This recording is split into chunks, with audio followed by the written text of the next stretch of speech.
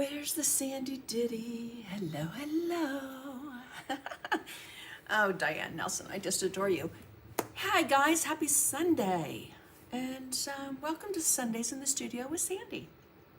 So, let's see who all is here. Ooh, I forgot to turn my volume off on my computer. Alrighty. Hello, Loretta. How are you doing, my friend? And Carol Jones and Debbie and Mona. Oh, who did I miss? And Janet and Chris. Hello, Mom. Hello, hello. Hi, Sherry Ann. Typos. I'm really good at typos. Perps. We're all perps, right? That's not good. Too funny, Chris. Too funny.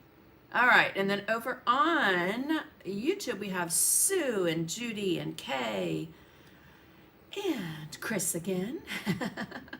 Diane, Leticia, Peg, Janet, Beverly. Hello, hello. Hi, Linda. Oh, my goodness.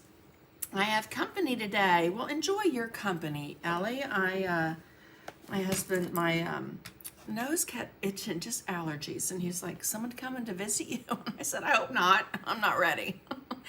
Hi, Alice. So it is, well, I looked down here to see what it was, what the temperature was. What does it say? It's 93 right now, but in the lower part of my computer, it just says very hot weather now with the thermostat that's all red. So it's hot. It's hot and humid here in Middle Georgia. How about where you are? So, hi, Ronnie and Holly. I put that punchinella in there for you, Holly. Oh my goodness. So busy, busy, busy. Oh, I forgot to grab one thing I was going to grab. That's all right. I'll show you a picture of it. All right. I hope you guys had a great week. Hot and humid New York. I saw you guys are getting a little heat wave, right? Crazy, crazy weather. Hi, Shirley Coleman. So if you're new here, my name is Sandy McTeer, and I try to do at least 2 lives on my Sundays in the studio. It just depends on if I'm traveling or not, or how busy I am, or if I have company, like I did 2 weeks ago. So let's see, 55 degrees. Oh my goodness, in Montana, that's cold. Wow. Oh, you're so welcome, Holly. 84 in New York. Oh yes, always hot and humid, right, Loretta, for us, Georgia, Florida, the whole East Coast, pretty much. Lower East Coast. But as my husband did a little bit of yard work about an hour ago, and he came in, he goes, I'm cutting the grass tomorrow morning.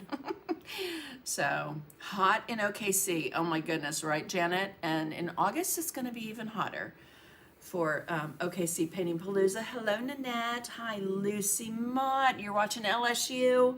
Well, I hope they win for you. I don't know who they're playing, but I hope they win for you. Hi, Lori Coates and Dawn. Have been lots of tornado warnings. Yes. Oh, Patrick, welcome, welcome, Patrick. Congratulations. So happy for you. Hot in South Florida, but beautiful. Always.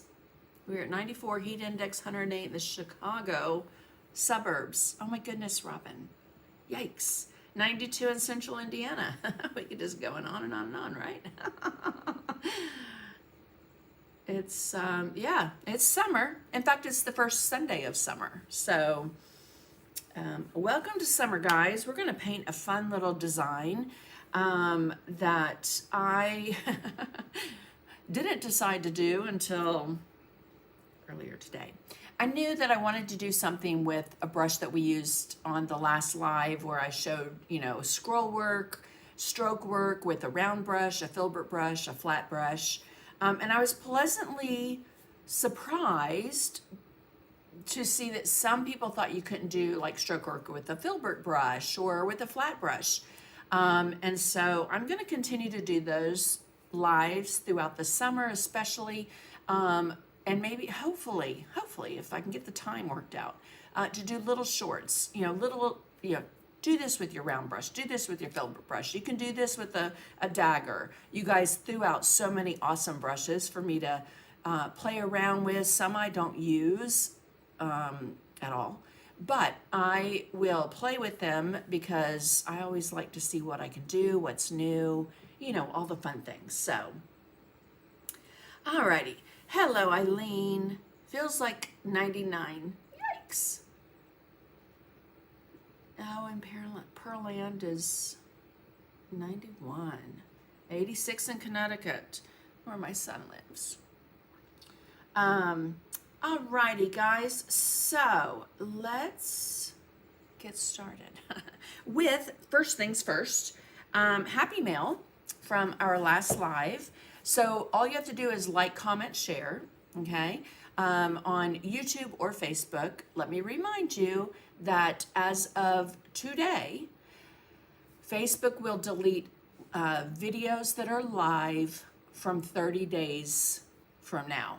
Okay, so I don't even know what today's date is. So July 22nd, this video will no longer be on my Sandy McTeer Designs Facebook page, but you can go over to YouTube, and if you've not, would love for you to go over there and subscribe, hit that bell so that you get notifications. Thanks, Robin. Yeah, it was good, and it's on my YouTube channel. You can probably find it still on Facebook. Thank you. Hi, Melissa from West Virginia. Alrighty, so, yes, Robin, how is Tiny doing? Hi, Janet Roach. So the Happy Mail giveaways, what I do when you guys like, comment, share, is on the morning of, not the morning of, I usually do it around 2 o'clock on Sunday. To get all the names, I put them on the wheel from Facebook and from YouTube, and then I let it spin 3 times. I write down the names, and that is Happy Mail. I do have a live next Sunday, so I need to hear from you before next Sunday by 2 p.m. Eastern, your mailing address in order for you to get your Happy Mail, okay? If I don't hear from you before my next live next Sunday, then unfortunately it goes back into the stash for me to draw, all right, for other people. Okay, so first Happy Mail that came up was Karen S. And Karen S., I had to go look and see if you were on YouTube or Facebook, and you were on YouTube. So Karen S., let me know your mailing address. Second name that came up, I know your mailing address because you're in my membership group. Debbie, is it Eckmeyer? I think it's Eckmeyer, like McTeer. Yes, Eckmeyer. Let me know if I said that right. And then third Happy Mail is Jane Schaus. Jane. So, hi, Debbie. Oh, goodness. Hi, Debbie. How are you? Alrighty, let's move that to the side. Okay.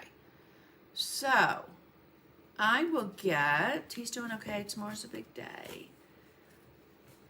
Oh, I hope everything works out for your tiny Robin. Alrighty, guys. So, like I said on the live last week when we did stroke work and stuff, I was thinking about daisies, and I've been thinking about daisies ever since. Hence the picture that was at the beginning. So I thought that we would do something with daisies, but I also wanted to incorporate a stencil that I had just recently cut. This one, the big honeycomb.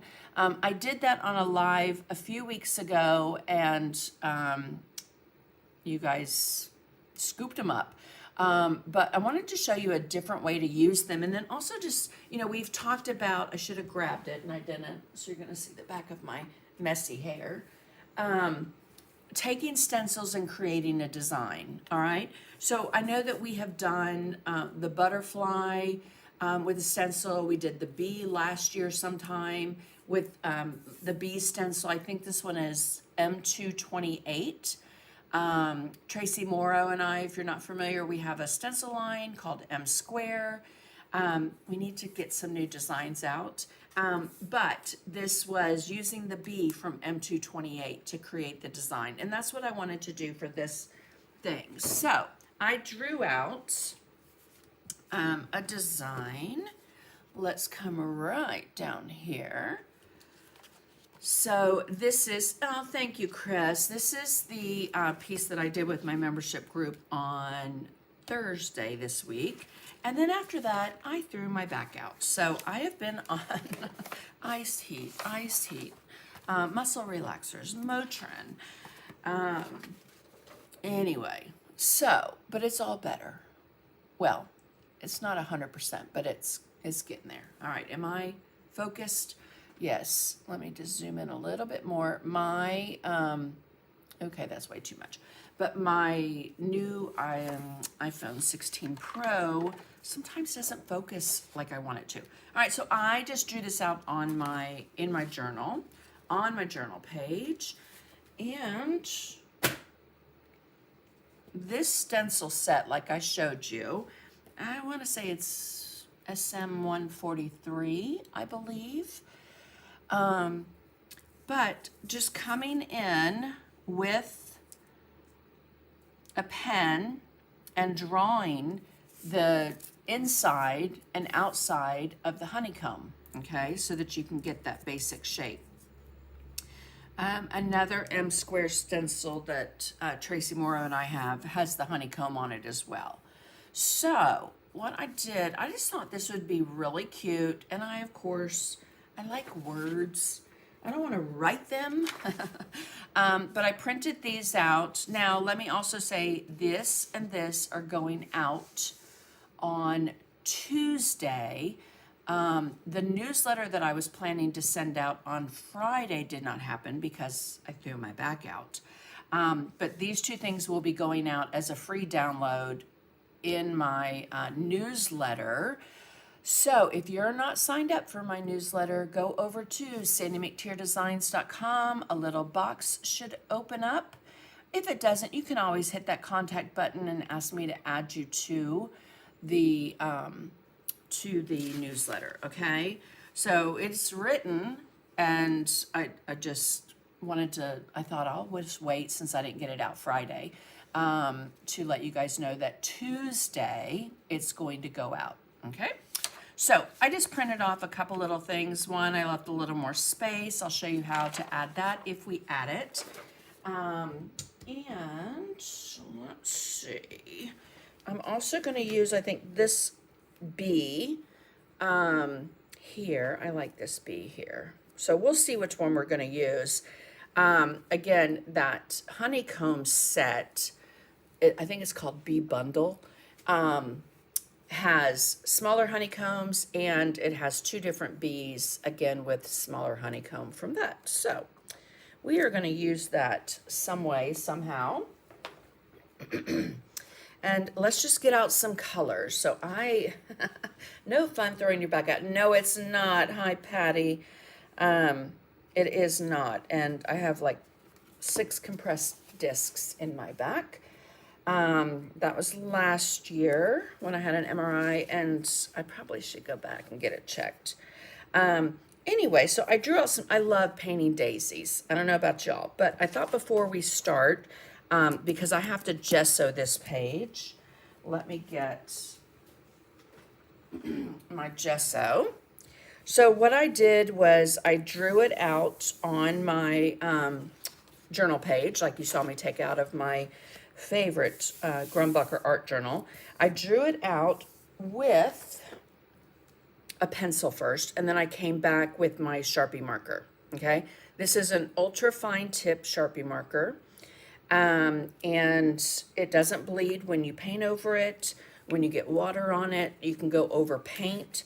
So we're gonna get out some gesso, and I think I will go ahead and put it on my palette instead of dipping my brush into it. But I want to tone down the lines a little. I don't want this to be so heavy with the black right now, okay? So I'm going to come in with my 1 inch. This is my favorite brush to base coat with. It's amazing. I'm going to get it wet. Come over here, and we're going to wet down that gesso. Okay. And then we're just going to paint right over it. And while this is drying, I'm just going to show you a couple things with daisies. It's an easy flower to paint. They're very simple, but they're so pretty. And there's so many different varieties, whether it's, you know, just your standard daisy or a Shasta daisy with thinner petals. You've got Gerber daisies, which I love, some of my absolute favorites. In the flower world. All right, we're going to come in with some, oh, now if you hear me grunt, that's just because I have to move a certain way with my back. Sorry. So, but it is 1,000 times better. My sweet friend Chris Avola messaged and said, you know, ice, and so I was just doing the heating pad, and I thought, you know, okay, so I alternated, and it really did help. But the muscle relaxers I'm not a big fan of. They make you so loopy, and I was messaging her while I was on them, and I'm probably sound just as loopy.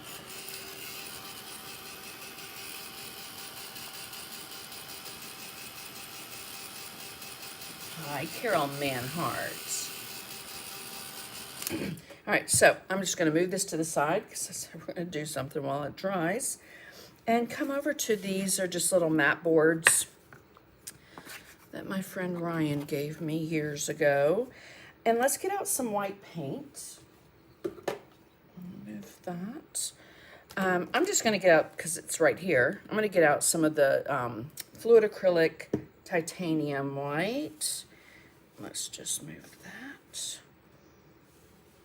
right off my Gray Matters palette. I love that you can wipe it off while it's wet. Even when it's dry, you can get in there and wipe it off and reuse that page. Okay, so we're going to shake this up. Now, when we paint on the white page, we're going to paint it differently. This, I'm starting with white because I've already got a little bit of a dark background here. That white is looking pretty runny. So I'm also going to put some of this out there. Oh yes, Epsom salt works great too. I have that that I've been using in my baths. All right, let's get a round brush. So I just grabbed 2 new ones. Always nice to start a new brush, right? So when you get these, they come with these little things.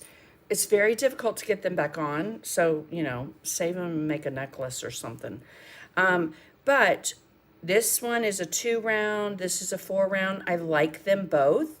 This one, of course, has longer bristles. They both come to a really nice point. So I'm going to do the 4 round, and when you're thinking of flowers, think of the shape. So it's either going to be, let me see if I have, should have grabbed a white chalk pencil, and I did not. But let's start just with a circle, okay? Now, not all flowers are circles, depending on which way you are looking at them, right? Okay, so if we have that one, and then I know that my center is going to be about there, okay? Isn't gonna work because I'm too close to the edge. So, let's do over. Let's do right here. It's just a gel pen, so it'll go away with the water. Okay, however big you want your center. But when you think of the shape of a flower,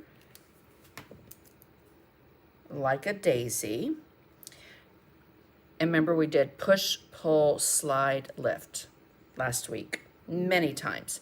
So if you, and I can go outside the circle is just my guide mark, okay? So I can go outside the circle. Remember, push, pull, slide, lift, okay? And then from here, you have a couple options. You can start there and go to there, but typically if you go here, then you can put 2 in between, okay? So 1 dead center, there, and there. And I just stuck my finger in the wet petal. Hell.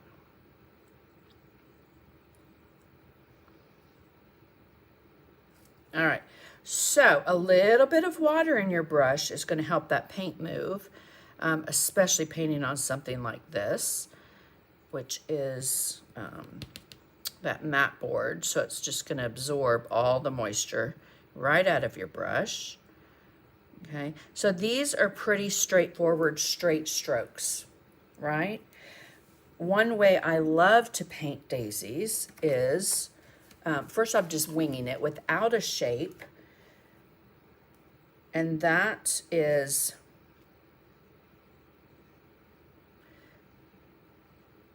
kind of going from 9 o'clock to 3 o'clock. And then when I get here, I'm going to start thinking about parentheses with my stroke, and then 3 strokes in the front. That's going to give you a flower that looks like that. Okay, so there are many different ways that you can create those petals, again, depending on what kind of daisy.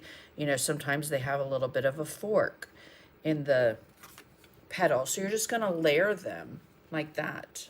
All right, which number black gold are you using? Right here I have a number 4. New brushes to make bubbles. Great idea. Fantastic idea. Yeah, especially the bigger ones. Just dip it in the paint. In fact, I'm doing a unconventional art tools with my group on Tuesday. I should incorporate that, right? But yeah, that would make great little bubbles. Okay, so let's move that to the side and come over to our page. See, it's pretty dry. I'm going to go ahead and leave that white there, even though we're not painting the daisies white to begin with, which might be shocking. What I want to do first is kind of get some kind of background going. Since I gessoed my page, there's a barrier. There's a barrier between the paper and the paint. So it's going to allow me to move that paint around. All right, so I picked some colors. I thought, of course, my favorite, Bahama Blue. And a little bit of Provence Sky. Have you ever used a back support? I do have a back support. I have a QB, which is this really nice back support in my chairs. And then I have a Velcroed one. Funny enough that one of my students, when I used to teach at Hobby Lobby years ago, gave me, and I still love it. All right, and then we're going to do a little bit of, I don't know if I want Provence Blue. I haven't painted this, so we're just going to wing it and see what we come up with, right? Let's do a little bit of, I think we're just going to do a little bit of Citron Green and Bahama Blue. Love those colors together. I think I'm going to not do Provence Blue. I can always come back and add it if I want to, but right now, no. All right, so I'm just going to mist this with a little spritzer bottle. Again, this line drawing printable will be on my newsletter on Tuesday. All right. And then I'm going to get a baby wipe. Okay. So, a little bit of green. And I don't want it real heavy. I kind of want it soft. But when you do that and you're kind of doing like a little, you know, crazy 8 with your finger, what's going to happen is you're going to get some that's lighter, some that's darker. Okay. Again, this is Citron Green and it reads very yellow.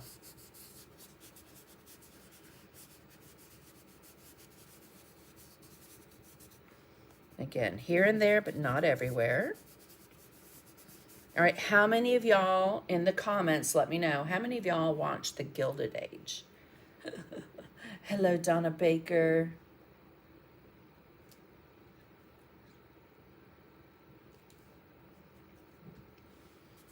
Okay, oops, get on camera. All right, so we've got a little bit of color going on here and there, but not everywhere. All right, love that. All right, and then I'm just gonna move that wipe somewhere else, maybe here. And if these colors meet and marry and mix, great, that's what we want. Hello, Sucre. So I'm gonna work that in. Can these papers be printed with a laser printer? Yes. Not this page. Not this page necessarily, because of course this would get cut on there. My printer, I always forget. I never can remember this, seriously, but Chris Savola, my moderator extraordinaire in my membership group, said what kind of printer I have. And it is an inkjet printer, but it doesn't bleed when I paint over it. So if you need to take this, you know, on a thumb drive to Staples, or I don't even know if they have Staples in France, but anywhere in the States, if you need to Staples, you could probably take it to get it printed.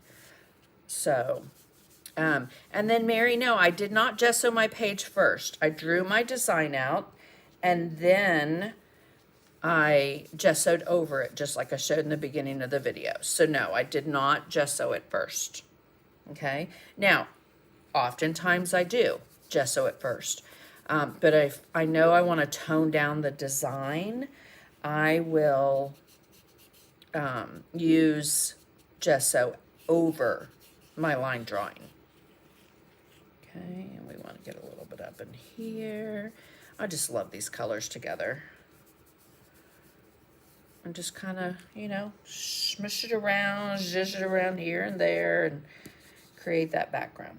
Okay, now the daisies I just freehanded. Again, the honeycomb stencil came from that honeycomb stencil, which when we get to it, I will show you how you can come in and use that, or just wing it. We're going to shade around it, but let's dry everything right now. Just soft and subtle colors. Turn it that way while we dry it so you can see. Gilded Age. Yes, the Gilded Age. It's so good. And it starts tonight.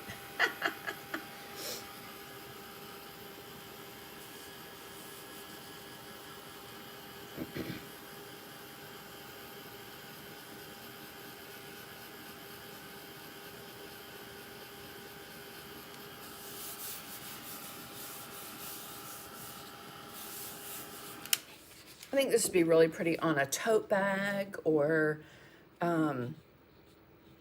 yeah, a tote bag, an apron. Anywho's, we're going to get started, and I'm going to probably scare you because we're going to paint these daisies with Payne's Gray first. And there's a method to my madness, so just stay on the train with me.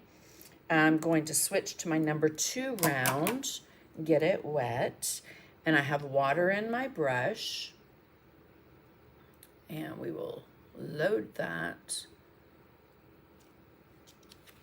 Alrighty, so I'm going to push, pull, slide, lift. Okay, so we are going to do all these, and again, I need more water just to get that to move, maybe even not be so dark with that Payne's Gray. My go-to is the Deco Art Media Payne's Gray. Absolutely love it. Highly pigmented. It is nothing like a Payne's Gray in the Americana line. Go ahead and pull those strokes right into the center. Okay, and if I don't go over the whole petal, just go back to it. Okay.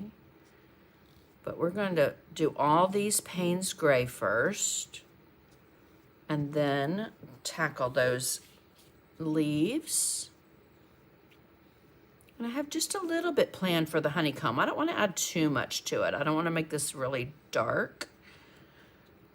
It does not matter if your Payne's Gray is the exact same color, meaning it can be have a little more water in it, a little bit less dark, because it's going to be covered up. But the reason I love painting the daisies this way is when you go over it with white, whatever you miss is going to give you a shadow, and it's super cool.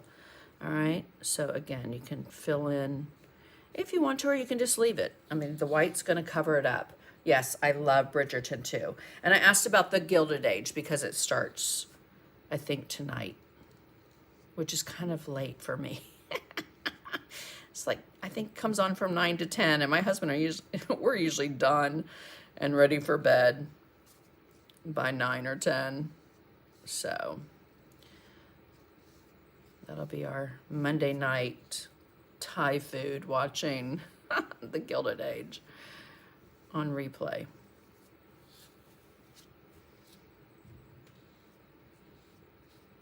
Okay, I probably could have even gone up to a 6 round, but just push it out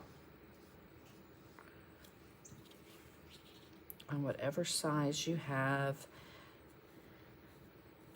I like that round because it gives you a really nice rounded edge, but it could also give you a little bit of a point. Oh, I just stuck my finger right in that. You know, if you use the very tip of it and pull just on the tip, and then apply pressure, you can get more of a little point, almost like a lily petal. Okay. Hello, Teresa and Connie.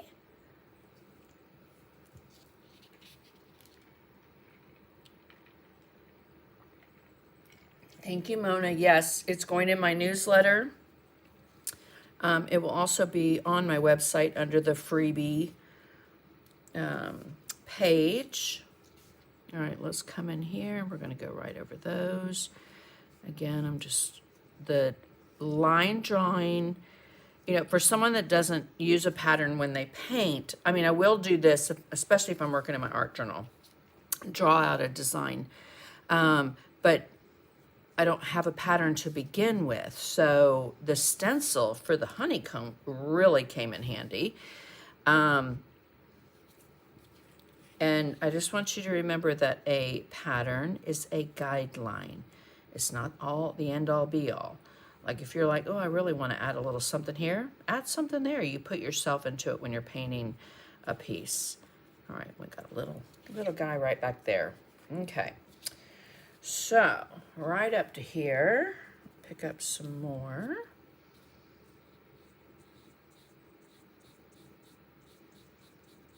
Oh, I got way too much water.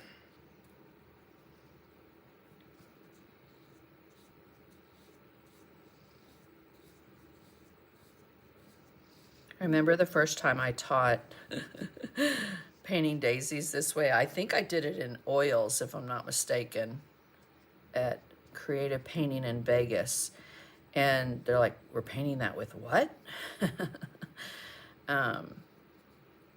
But it really does, it does help. Why am I pulling that from there? I don't pull it from the tip in, and then here you've got a petal hiding behind that one. All right, need a little bit more color. Hi, Sandy. Hi, Cindy. You're so welcome, Mona. Oh, absolutely, Gail. How hot is it in Utah right now? I bet pretty hot.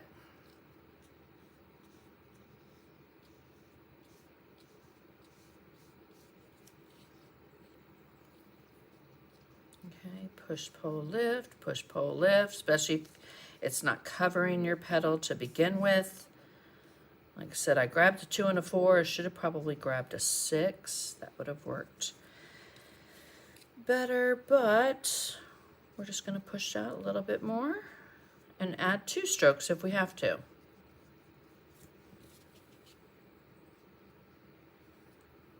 right, more water. You know, the fluid acrylics don't have the solids in it like your regular Americana. They're pretty transparent for the most part. There are some opaque colors in the line, but very few. And when you water them down too much, you can give almost like a watercolor effect. So they're very versatile.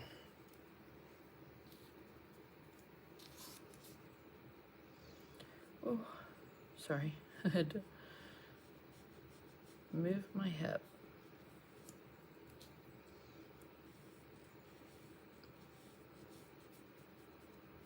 Alrighty.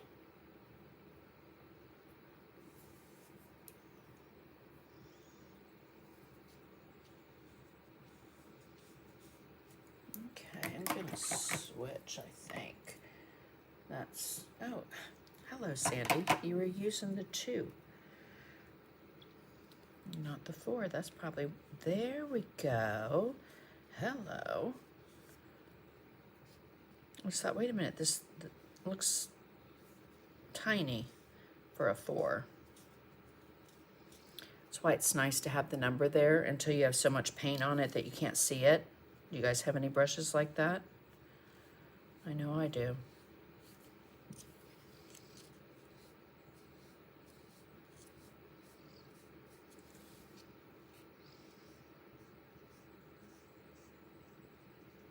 That's a little one back there and there. Alrighty, let's dry this.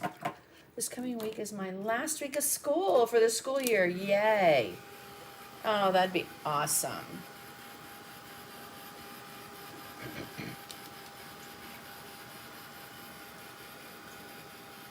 Hello, Linda Sharp. How are you, my friend?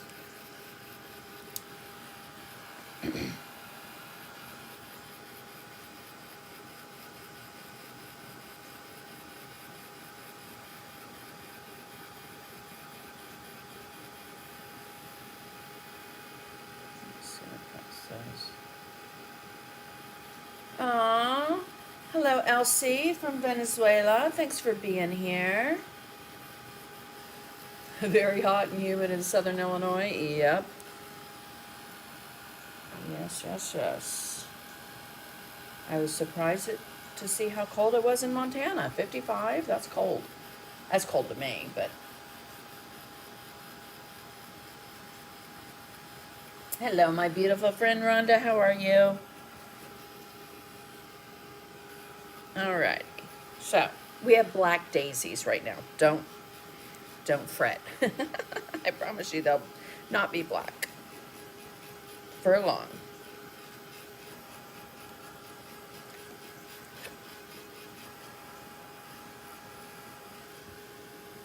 So make sure they're 100% dry. And then we're going to come in, I'm going to come in with some lush green. You just want a mid-tone green for your base, and then a brighter for your highlight and shading for your dark, you know, plantation pine. All right, so let me find my favorite flat, number 8. Little water. I'm going to pick up some of that lush green there. You can see I'm making it to a nice little inky puddle. And we are going to just come right into those leaves. If you go over the flower petal, that's okay. Y'all know how I am. If you've seen me and watched me paint, if it's in the way, I will go over it, and then I will hopefully remember to bring it back. No, I will, because, you know, that green, it doesn't matter if it's over the Payne's gray or not.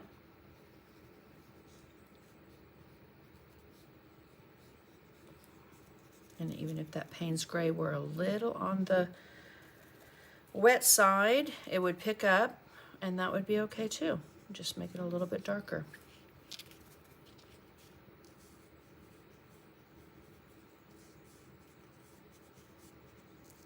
Again, painting in your journal, if you're like, oh, I don't want to waste a, you know, $10 piece of wood or whatever, because I'm not exactly sure what I want to do, grab an art journal. And if you don't have an art journal that the pages come out of, I shared how to do that on one of my YouTube lives. And you just take your scissors in between the little metal rings, cut it, and you can take them out. I don't know what lesson that was on. It was a long time ago.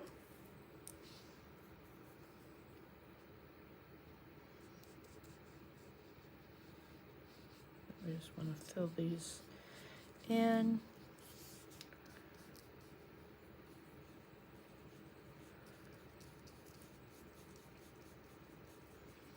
I was thinking, I'm not exactly sure what color I want to make those berries. I was kind of thinking like a punch of orange would be pretty, little orange berries.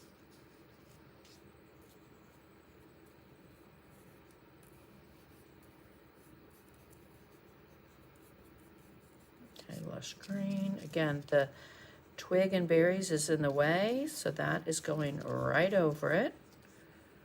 You'll still be able to see your line drawing. This got way too much water, so let's just pick that up. All right, let's dry everything. Oh my goodness, 93 tomorrow in Paris. Oh, Patrick, that's hot, especially on the 3rd floor if you don't have AC.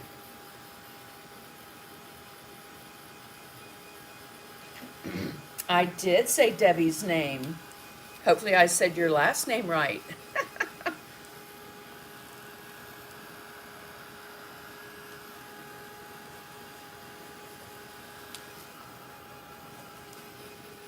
We get all variations of our name. McTiernan, I'm like, do you see an N in McTier? McTire, I'm like, no, it's like a tear on a cake.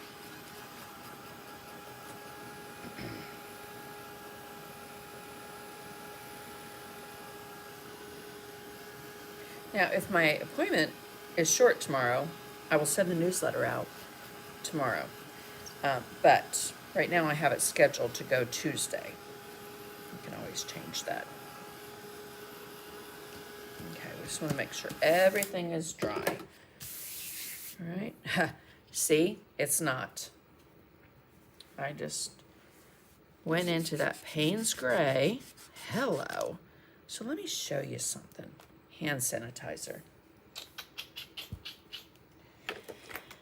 Hand sanitizer on a, let's see, a Mezzaluna brush.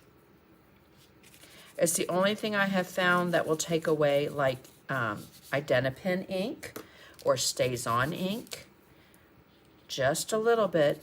And I discovered this during the pandemic because I was just like, I have this one surface that I have to get this project done for Deco Art, and I don't know what I'm going to do. It was on wood because I don't have another one, and I couldn't go get any because it was the pandemic. So I thought, okay, either rubbing alcohol or hand sanitizer, and I was able to remove it. So there we go. Just want to make sure that you move that out of the way. Okay, now let's come in with some of our leaf color. We're going to do Plantation Pine. Oh, that's a great tip, Sandy Pyle. I love that. Yes, so she cuts up cardboard like cereal boxes, any kind of box to practice on. That is a fantastic tip. So, you know, just base coat it with some white or some gesso, and you've got a free surface to practice or play on. All right, so we're going to get our angle brush, my favorite angle brush, the 3/8 faux squirrel. This, if you've ever used the Traditions brushes by Deco Art, it has the same filament in it. And I love the way that this brush holds enough moisture and allows you to float color. So we're going to dip the toe of our brush into Plantation Pine. I'm going to come over here to that inky Payne's Gray and just pick up a little bit of that to make it darker.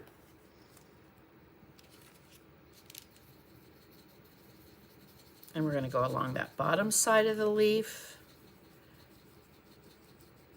and along the base of the leaf. So this is the dark side, that's the base. Okay.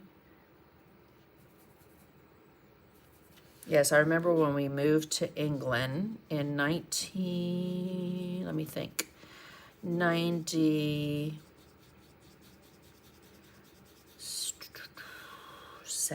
Yes, 1997. They had a heat wave.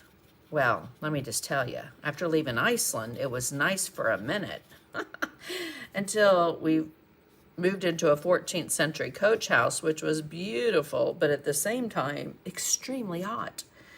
And with no screens on the windows, because at one point, you know, the Victorians would tax for every window you had that had screens. Yeah, it was not fun. So don't forget your, I loved Tina Lockwood. She ordered this and she's just like, y'all, that mop brush, it really is a game changer.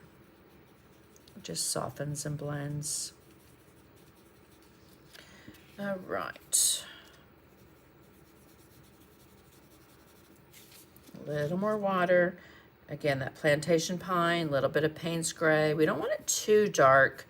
Nothing like a black green in the Deco Art line.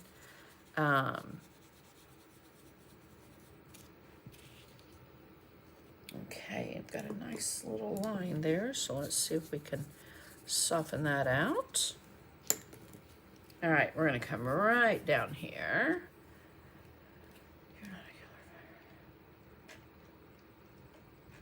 That is hilarious, Chris, right? Because I remember someone in the group did a post thanking you or whatever, and they said Chris Ebola. Yeah, that's pretty serious, huh?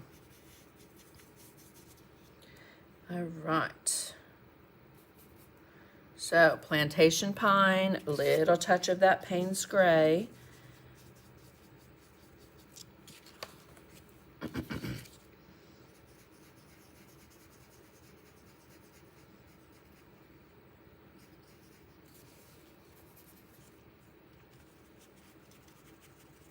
Right up underneath those petals, which is going to look dark on dark. And you know, painting is all about lights and darks.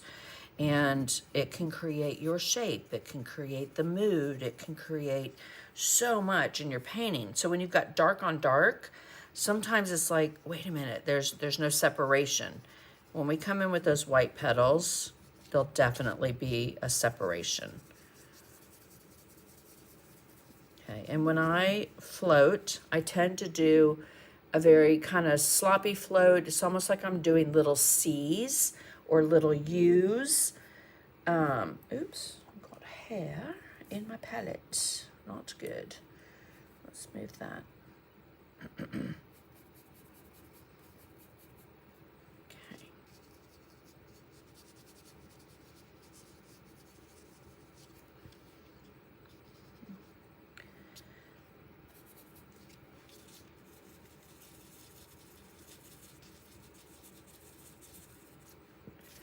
And then we're going to go up that dark side of the leaf. Come back here. Remember, the twigs and berries are in the way.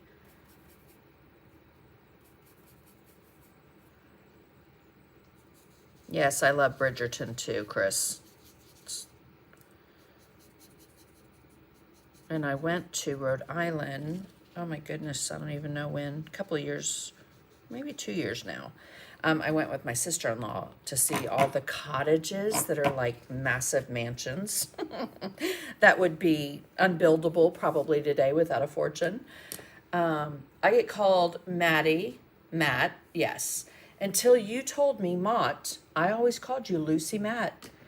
And, you know, because it's spelled the same way as Matte Medium. So, okay, let's get some brighter green going on here. So we're going to come back to that citron green we used in the background with a little bit of white. So that citron green, and I'll go to titanium white. We're going to load that on the toe of our brush. And then we want to paint the highlighted side of our leaf. Okay.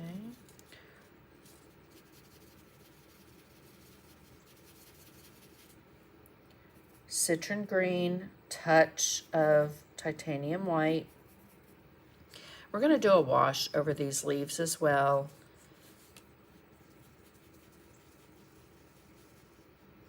That side. Now, the heel doesn't have color on it, right? So when you go to put that here, it's going to start right where that toe is, because you don't want any of that light color down there. Hello, as I put it there, showing you. Because it's going to be more shaded from the flower. Citron green and titanium white. And just soften that on.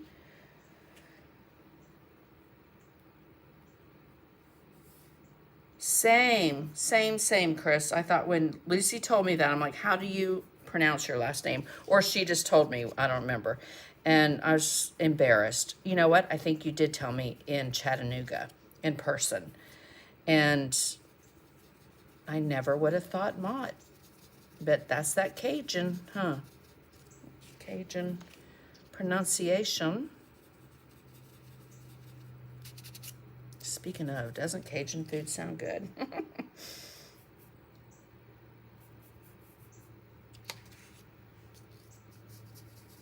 Actually, I had Cajun shrimp last night.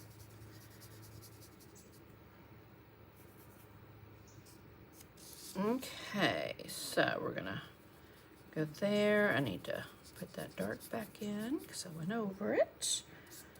Again, use your mop brush to soften it or your finger.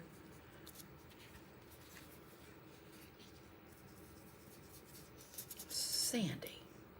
I'm going right down there to the base after I told you guys we're not doing that. Here I am doing it.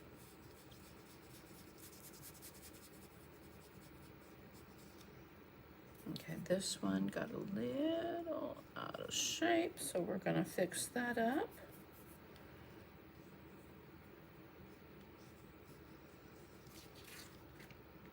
All right, let me just look and see if I missed anything. Got a little on the tip here.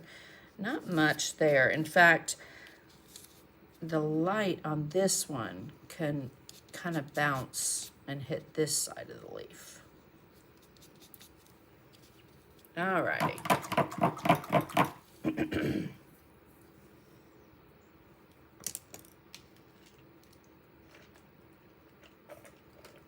Thank you, sister.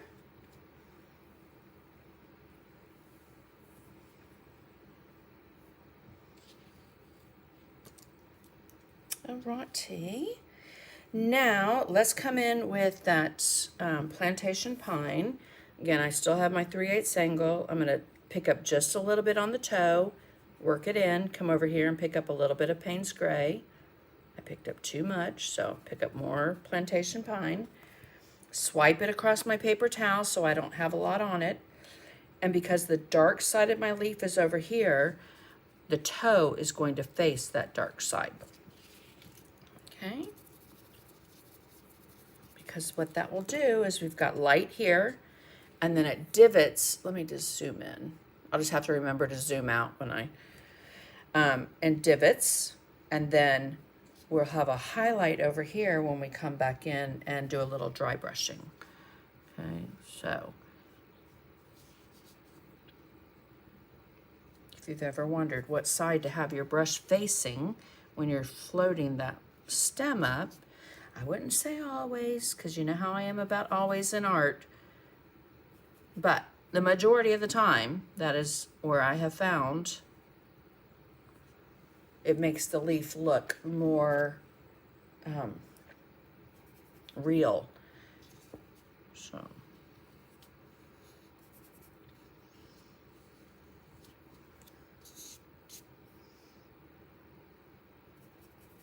okay, so again, plantation pine, Payne's Gray. I'm going to float there.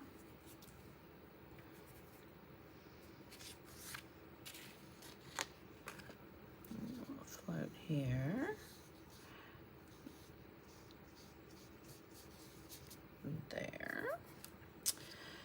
Then here, down, slide, and turn. Okay, so I'm going toward the tip, not to the tip.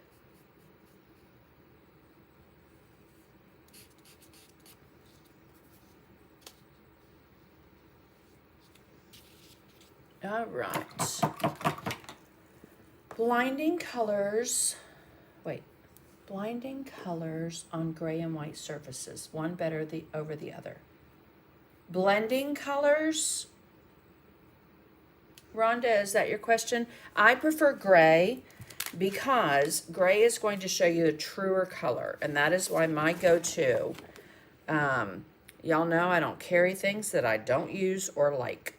So the Gray Matters palette paper by Jack Richardson is my go-to. I love that they have this, and if you get the first one, then laminate that or just keep it in your stash because it's got some valuable information.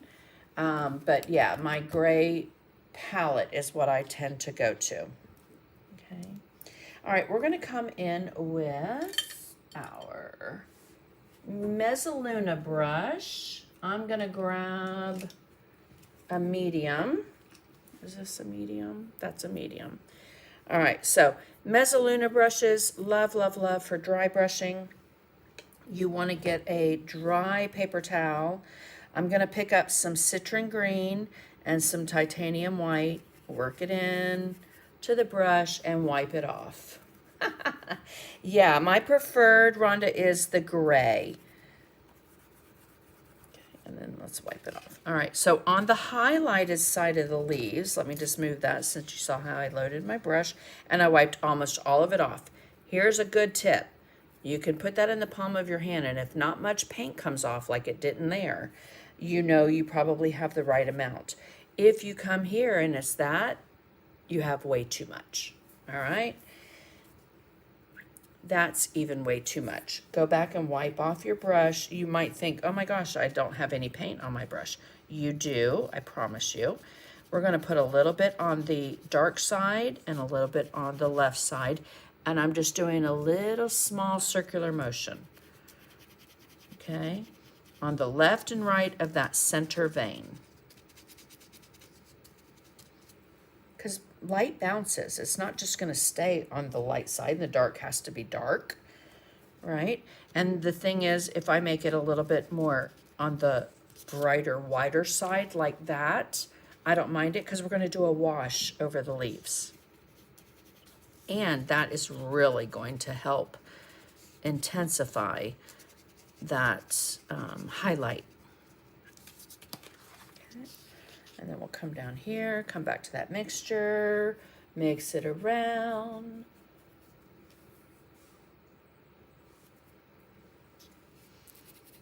Oh, Anne, you're welcome. Yeah, I mean, white isn't bad, but again, if you want a true color and blending and mixing and all that, gray is your best option. And I don't know any other company that sells the gray palette paper. I'm sure there are some, but I have long loved and used the Jack Richardson Gray Matters. I used to buy it at Hobby Lobby, and now I carry it on my website. And don't forget, when you shop on my website, it's in the comments, in the description, but ART, all capitals. ART, and that will give you a 10% discount even on sale items, all right?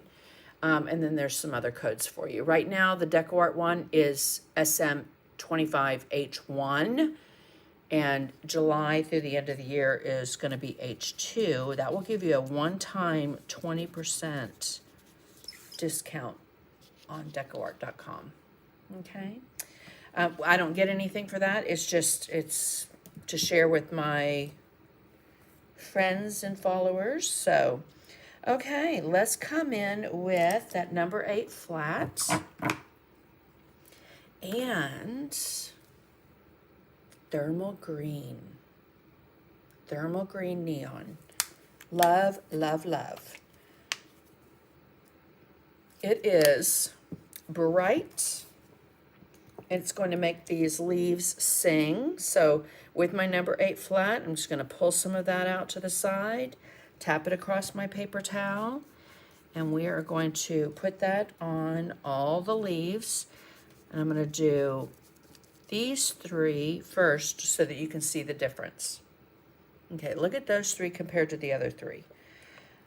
It is vibrant and beautiful, and it really just transforms those leaves. Gives it a kick and a punch of color. Love, love, love. Okay, so we'll pick up some more. We'll come down here. I typically start on the brighter side of my leaf, and then I work the rest down to the darker.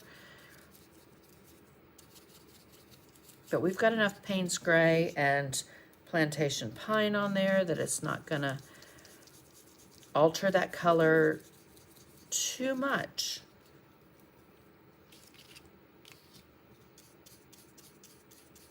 I carry the neons as well. Again, the things that I use the most and love, I don't carry them all. I wasn't going to carry paint at all, or brushes even. And then the pandemic hit, and then I was like, yeah, I want people to be able to get these things. So that's where I started, or when I started. Okay. So see that really nice bright highlight that we put on, that we dry brushed on? That is going to really shine. And you can come back and highlight on top of that as well if you want to. Okay. Now we are going to come in with our angle brush, a little bit of citron green, a little bit of white, and I'm just going to load it right there. You can see it on the right of the screen. So because my toe of my brush was down when I was here, it's going to be facing the highlighted side of the leaf on the other side of that dark vein. Okay, so that is the trick, that we want it on the opposite side of the dark with the toe facing the highlighted side of the leaf. Now, you can do that before you do the wash. It's completely up to you. I find sometimes when I do, it just gets a little maybe washed out too much. So I'm going to put it on now. Again, a little bit of moisture. And the toe is facing the highlighted side of the leaf.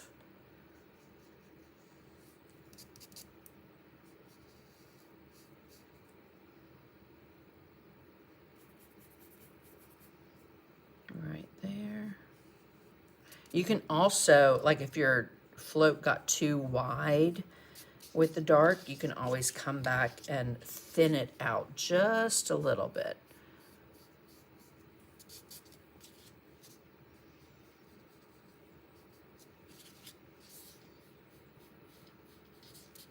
And I typically will go from the base to the tip. I don't know why I changed that.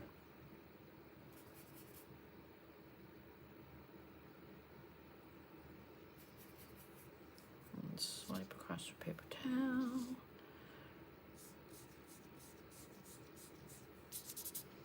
And there. All right. Do you have a set of basic colors you recommend for newbies? Oh, yes. And what I should do is before next Sunday's live, I will put something together and share it next Sunday. How about that? I will, class is too sleek for me. I will definitely put that on the agenda for next Sunday's live. Okay. Alrighty, guys, let's come in with, I'm going to come in with that medium mezzaluna. Actually, do I want to do that now or do I want to do it in a minute? I think I'll do it after. Okay, let's get some color out for our, I just grabbed a couple. I grabbed some sunset gold, some deep ochre. I have some quinacridone gold. I just thought about, you know, doing something with the honeycomb, but again, not making it too dark. So let's start with the deep, with the sunset gold. And again, get these things off your bottles, guys, so that they close. I kind of have like a top 12 in Americana, and then also a top 12 in the media line, which is my favorite paint to paint with.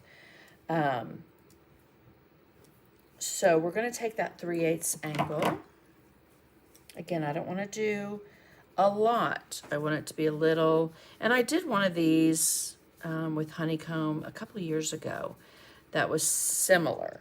You know, it's just kind of accenting the shape without really painting anything in too much. We are going to put that quote, and I'm going to stencil a bee on and paint a bee or two. And if you go outside the line, just clean it up with a wet brush or some hand sanitizer. Can't tell you how many projects I started over, and had I known that hand sanitizer trick, would have saved me some heartache.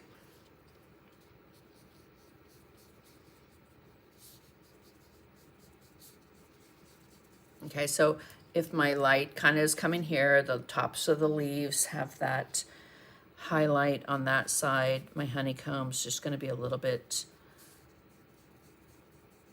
darker on this side.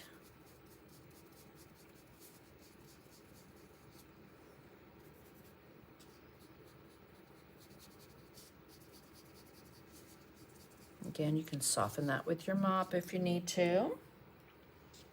All right, let me zoom out just a wee bit. Oop, that's zooming in, Sandy. There we go. Okay, grab a drink of water. I love sunset gold. Oh, Pam, have a nice dinner. Always nice to be invited out, huh?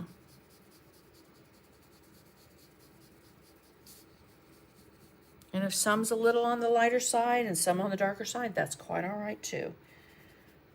All right, does not have to be cookie cutter exactly the same, which I'm not a big fan of. I like the variation of color.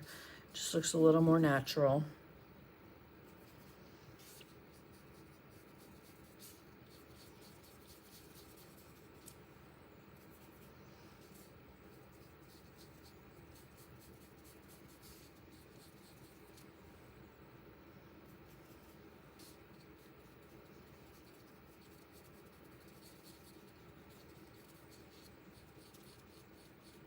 Oops.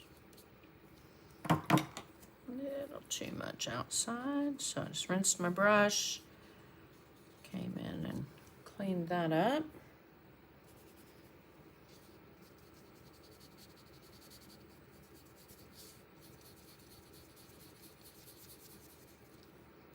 Again, I have it just on the toe, but when I bring it in and lay it, then I'll come back and just soften that with the edge right where it left off, so it bleeds a little bit. Okay. Now up under these, we definitely want to get a little bit of a shadow.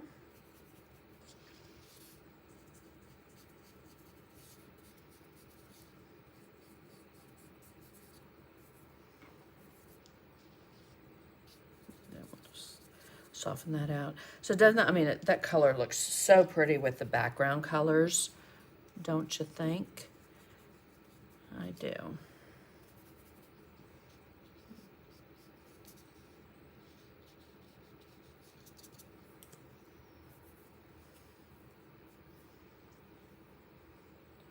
Oh my goodness, hello Erin Reed.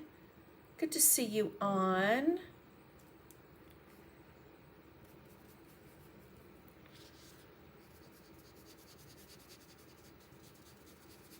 All right, so we are going to stop there and let's go ahead and dry On the other side, you can use like bright yellow, or my favorite, Hansa Yellow Light in the media line. That's what I'm going to use. Let's get it dry enough. If you're just joining, we're not painting black daisies. I promise you they're going to be white. But let's rinse that out. I'm going to pick up some of that Hansa Yellow Light, and I just want to put it on, and then I'm just going to swirl my finger. So there, and swirl my finger. Again, I don't want it to be defined with that, and then this side is all that. So there, a little there, use your finger and just kind of mush it around. If you don't like to get your fingers wet when you're painting, I'm sorry. It's a requirement for me. It shows that I had a nice, productive, fun day playing with paint.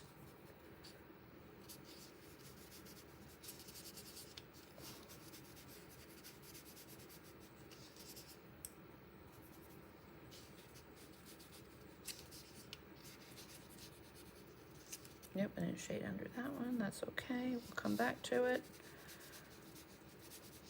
And again, so what that does as well is it's going to leave you a little bit of a shine in the middle if you don't get too much color on it, because we had that white background.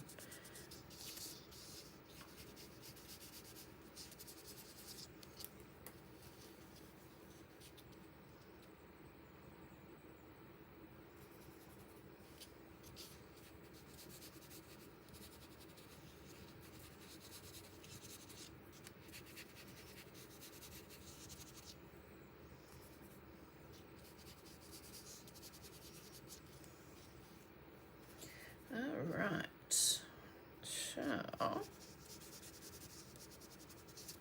think we've got them all. Yes, let's look. Now, with that, let me just show you what I was loading my brush with here. I'm going to pick up just a little bit of water, make it a little inky, tap it across my paper towel, and I'm just going to brush that right onto the highlighted side of the leaves. Again, just going to add a little bit more of that yellow kick. Again, I'm just doing that highlighted side. Oh, love, love, love. Okay, now we are going to get some quinacridone gold.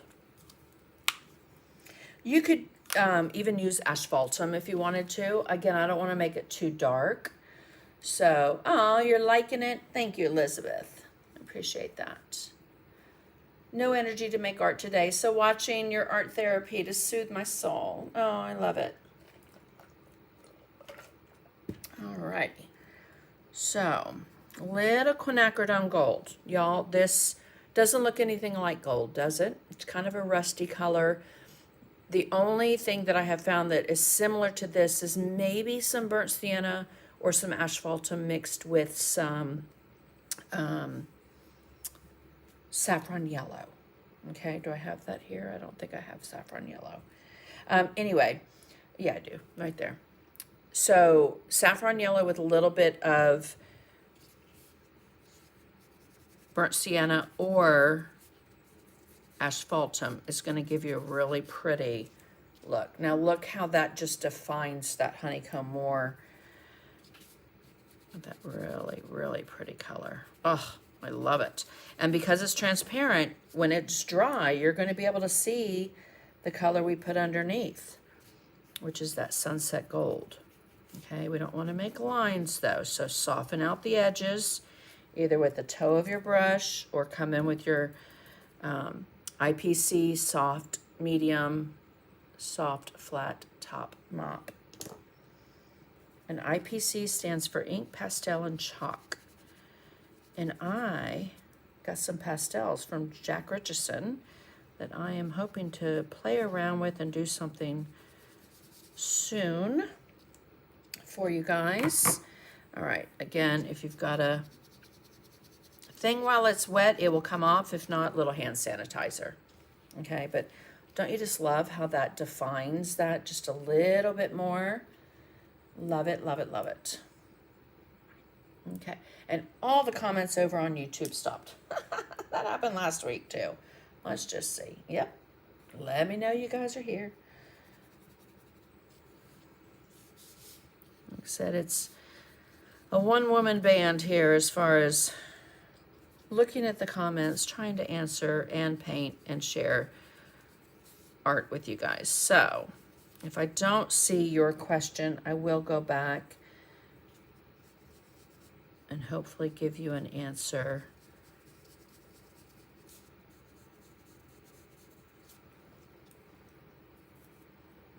All right, I need more. I'm out of that already. And this is quite expensive. Don't let the price of the media line keep you from getting it, because you don't need a lot. All right, oh, awesome. Thanks, guys. You don't need a lot. It's highly, highly pigmented. Okay. And you don't want to put too much out on your palette, because if you do, you waste it when it dries. This does have a little bit more of an open time, I have found, because it doesn't have the solids in it like traditional acrylics, Americana. So just put out a little pea size of what you need. There, got a little heavy-handed, so we're just going to soften that out. Tap, tap, tap, tap, tap. But I also like the variation. I like that there are some that are darker, some that are lighter. Again, it's not cookie cutter. Oops, do you see what happened there? I had no moisture in my brush. And with this angle brush, if you don't, it's not going to move off the brush for you that way. So add just a touch of water. And again, a little trick is to put a couple little drops of water on your palette, so that when you need to, you can come back with the heel of the brush and just pick up a little bit.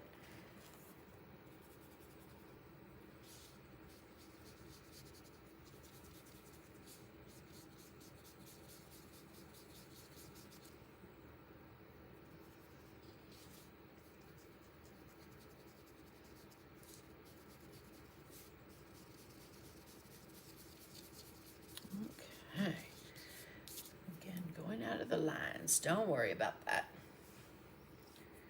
Aw, thanks, Kay. Haven't got it. I really need to. I'll have to sneak it into the house. Yes. The media line is just stellar, stellar paint. And, you know, even on your regularly painted decorative painting pieces, it's great for mixed media as well, because it's transparent. It's great if you do jelly plate printing, because it is transparent for the most part. And it's just so versatile. You can mix it with any of your acrylics. But if you want to amp up the color, like if you want to amp up the color on a poinsettia, the Pyro Red or Cad Red or any of those colors, it just takes it to the next level. And again, it does not take much. That's very little paint right there. But the impact is amazing.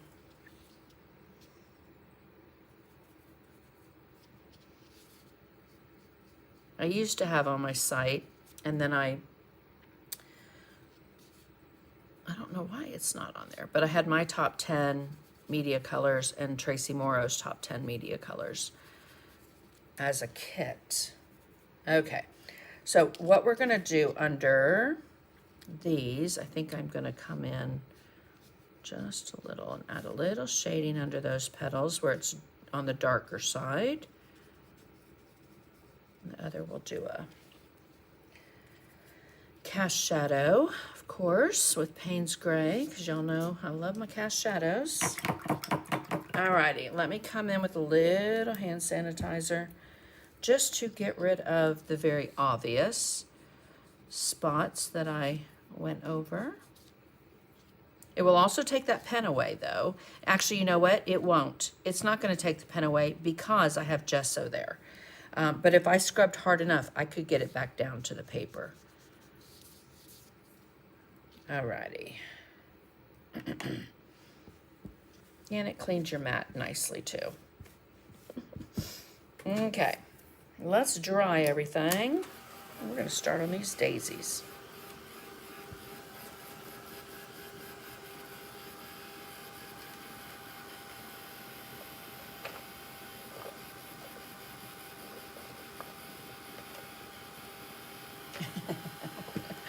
Totally agree, Patrick. Yeah, sometimes when you squeeze on it, you get a big blob. Thing is, you can always put it back in, get a clean brush, put it back in your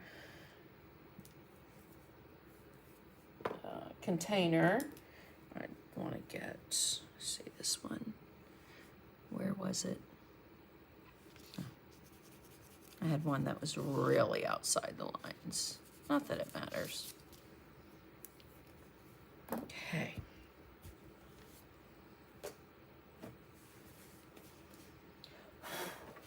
Just did that right on my paper. Let's go to our daisies. So I'm going to get some fresh white. Oh, thank you, Mary Jane.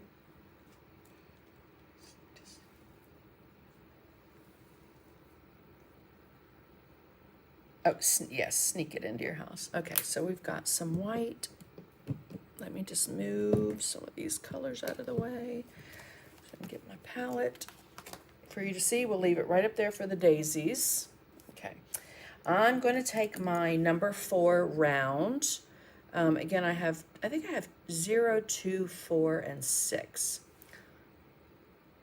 This one seems to have a little bit.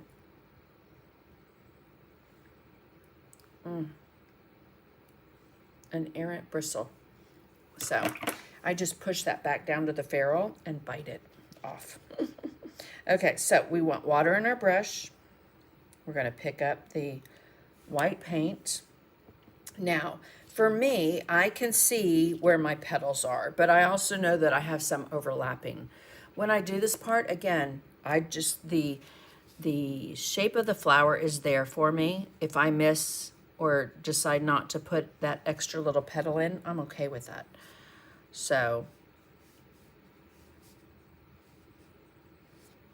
but do you see some of the Payne's Gray showing through? Like if I don't go over the whole thing, that's going to give you that automatic shadow. Okay.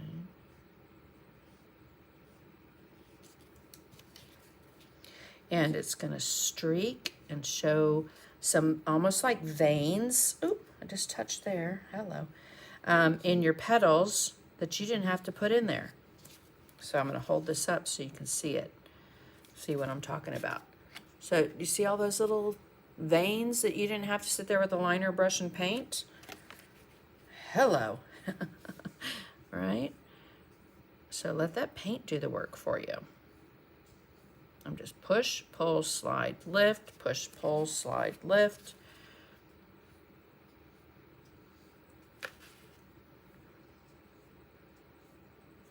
Does not matter how that petal ends when it meets the center because the center is going to cover it.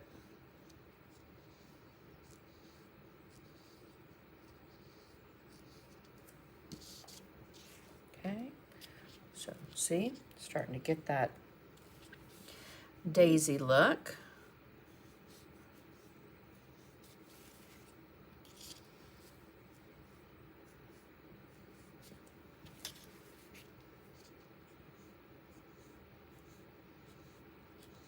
Oops, way outside the line, Sandy. Which is okay, again, it's just a guide mark, right? In here, I'll just shimmy a little white into that. Okay, so there are our top 3. Hello, Rebecca. Glad you're here. Thanks, Carrie. All right. We'll go.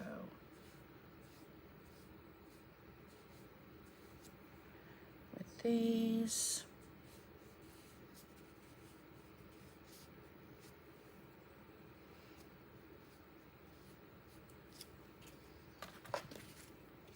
And these that are shorter, I'm just gonna pop in a little bit of color there.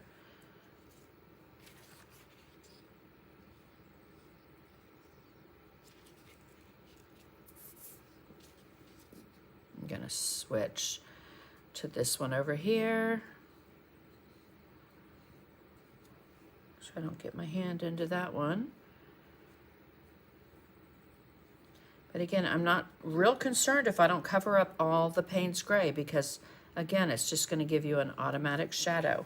You can adjust your pressure to make a thin one, more pressure to make a fatter petal. They're not all identical.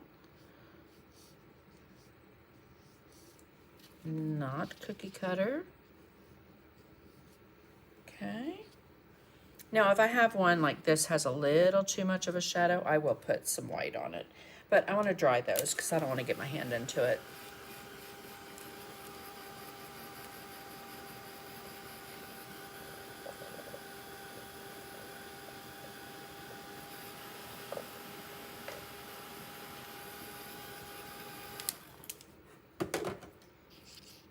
Thanks, guys. Now, you can use other colors than Payne's Gray.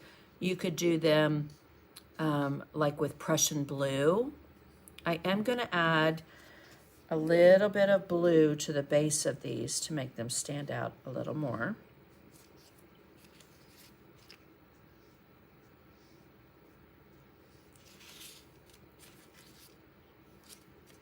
Oh, that 4 round is perfect for this size petal too.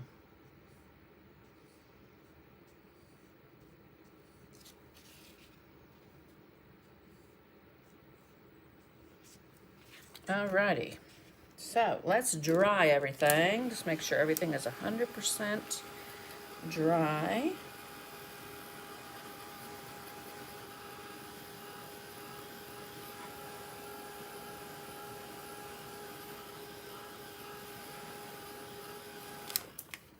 You could even take that white on your brush and kind of add just a tiny little swipe of color right there. You could even do it on this side if you wanted to. Okay, so we're going to go back to the white. And this time I'm just going to do it a little bit faster, because I do want white daisies. I don't want gray daisies.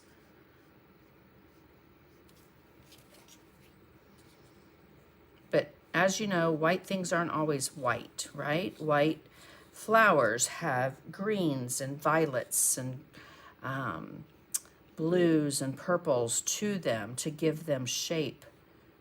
Yellows. But this, I'm pulling it quicker so that I'm not adding too much paint. Just making it a little bit on the whiter side. So see the 2 versus the gray daisy. And if these were cupped, I would make the front ones brighter, which will put the darker ones, push it back. Oh, and then the little ones where they meet, I don't do anything with those. We're just going to leave those because you're going to have a little shadow there anyway.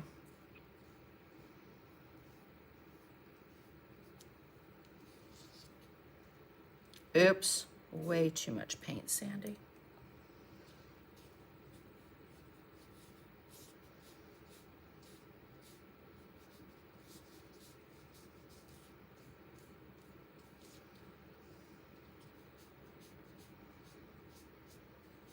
Too much paint, so I'm just picking it up from there. And that second go around is when you can, you know, kind of concentrate on if you've got any area that's just, you left too much of the Payne's Gray, you can come in and fix that up. Am I on camera? I'm not on camera. Hello.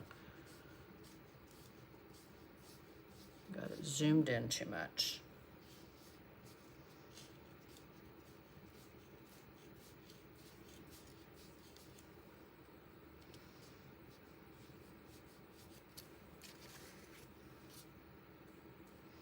Again, don't forget to like, comment, share so that you're entered into the Happy Mail giveaways. Got some awesome goodies going out. It'd be a very pretty card, wouldn't it, Sandy? I agree. Hello, Virginia Hedges. 4 round, yes.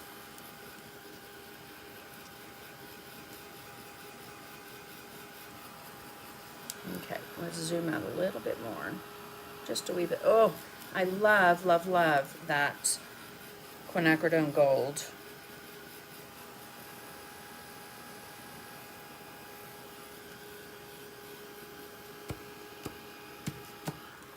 Alrighty. Let's come in with some cast shadows before we get into finishing the daisies. So I'm going to use a number 2 or 4 flat. Again, I carry these on my website. They're my favorite brush to use for cast shadows. I just want to see, that's a 4. Is that a 2? Can't see because the number's all covered with paint. But let's come in. This brush is very wet. I'm going to pick up a little bit of Payne's Gray and really work that in. Thank you, Mona. All right, so. And it's best if you kind of test it somewhere, maybe. See if it's too dark. That's good, actually. All right, so we're going to come in up underneath the leaf. Up underneath some of these petals. Oop, a little too much water. Okay, we're going to go on this side of the honeycombs.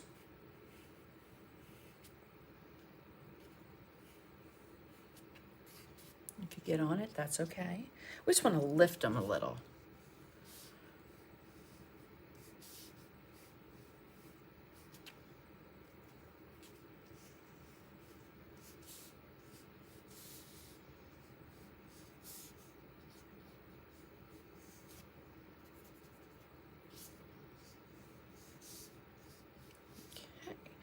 So again, I'm just going top, left side, side. Oh, let's get a little bit more.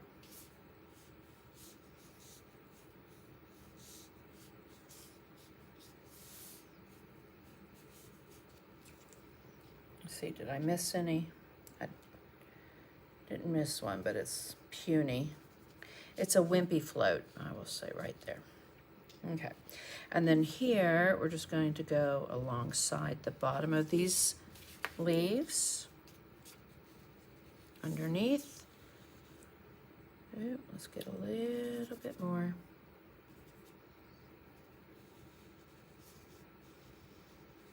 And if you stay away from the tip there, it will lift it even more. So I can come next to the leaf, not on this one because this is over another, but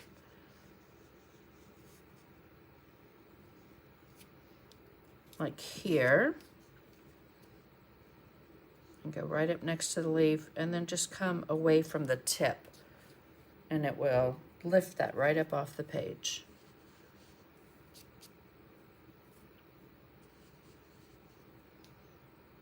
Too much water. Okay, same thing with your shadows under these petals. Just do it almost like a little U. Okay, it's just a tiny little U stroke. Petals that intersect and meet will come back in shade. Float a little color there. Just touch it with your finger if you get too much.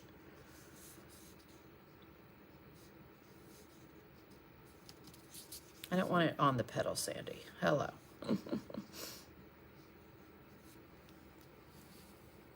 Alrighty. We'll come up under here. Have a little shadow there. Even on this leaf right here, these two, I can come away from the tip. Put that shadow there.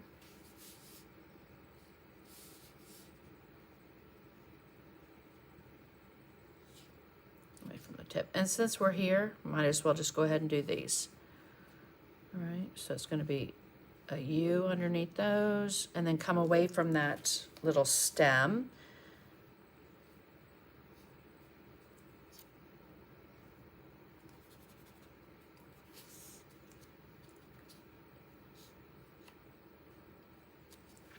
Okay. Night, Patrick.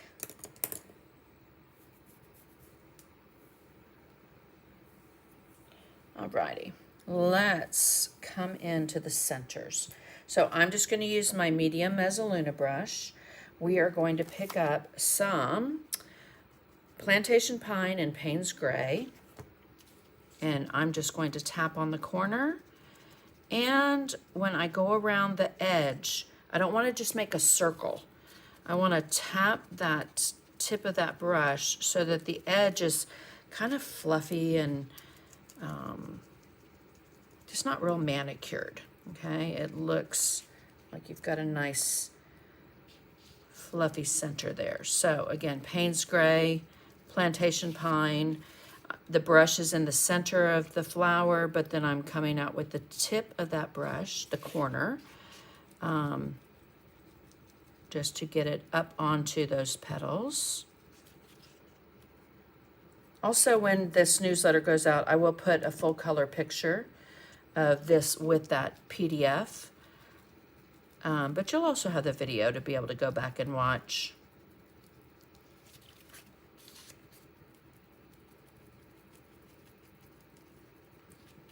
Okay, so we've got Plantation Pine, Payne's Gray.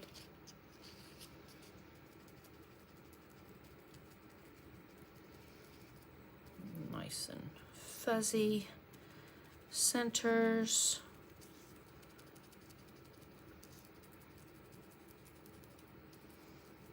Again, right along that edge. We are going to come in and do a little bit of color around the base of those centers and between petals, but I'll show you another way too to kind of get a little definition if you want to separate them easier, and that's with the Uniball Signo pen. All right, so we've got our green on. Let me rinse. Hello, Deb Bloomfield. How are you, my friend?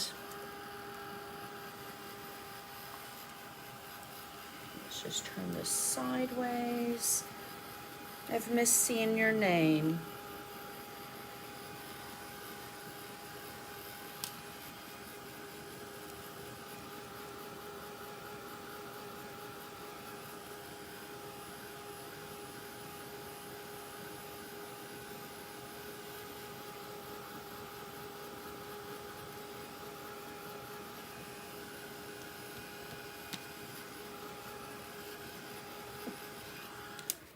Okay. Now, we're going to come in with, I have a number 5 round that I messed up. Okay, this is kind of my scruffy brush. So I did something, all the bristles at the tip were not together. So I just cut it in half and I made myself a little scruffy brush. All right, so we're going to pick up some lush green and a tiny touch of white, and we're just going to mix that together, tap it across my paper towel to get that excess off. I might have taken too much off. I did.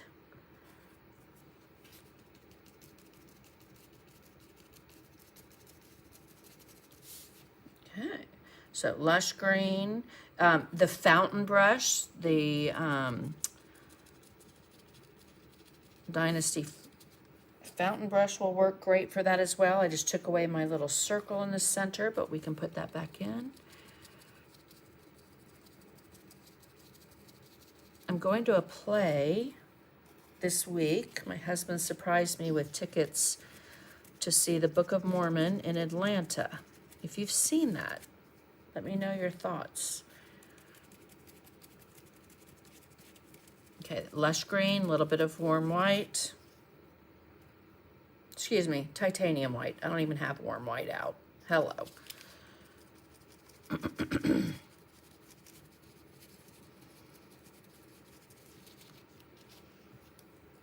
Okay, now, not washing the brush out, I'm going to pick up some of the citron green and titanium white. And I'm going to highlight that right side, citron green, titanium white, and just look, I'm just mixing it, tapping it across my paper towel to get rid of the excess. And that I did not tap enough, because you want to see the color and the little mush of color together. Okay, and we'll come back in and stick our center in.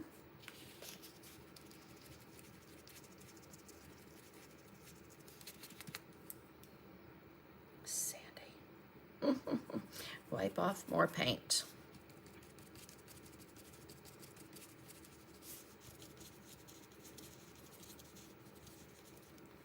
Okay. Now, with a brush that just has the remnants of that, so not a lot of color, I want to come and finish that other side. Then with our angle brush, let me grab a 1/4 inch angle. Okay. And some Payne's Gray right there on the toe. You can see on the right hand side of the screen, and we just want to do a little bit of a C stroke right there.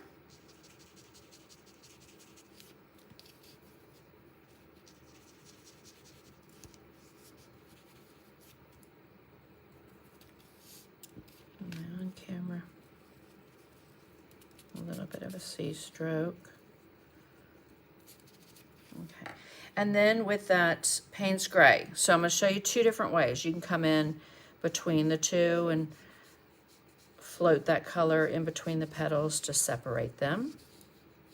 Okay, and if you get too much, just come back with your white so that you don't end up with a gray daisy.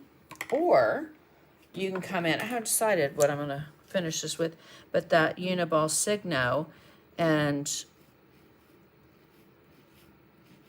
then you could even do lines like that, okay?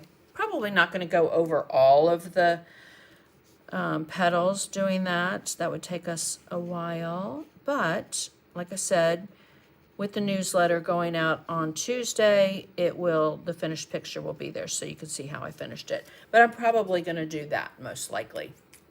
Okay, now let's pop in a little bit. I like to use my background colors. I haven't washed out my brush that I did the centers with, so I'm going to come into that Bahama blue that we put in the background and pop in a little bit of that color. Right, how pretty is that? That works as a great base color too for the daisies, and then white over it. But I tend to do a little bit darker base, and then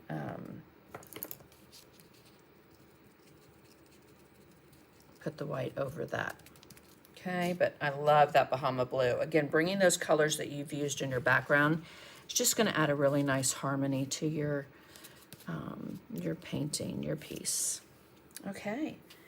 Now, oh, and the other thing is with the pen, you can come in on your leaves and just do a little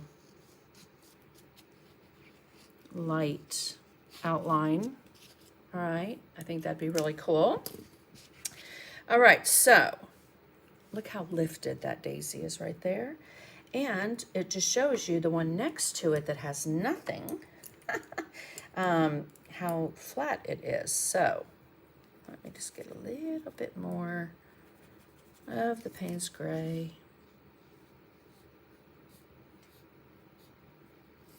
Okay.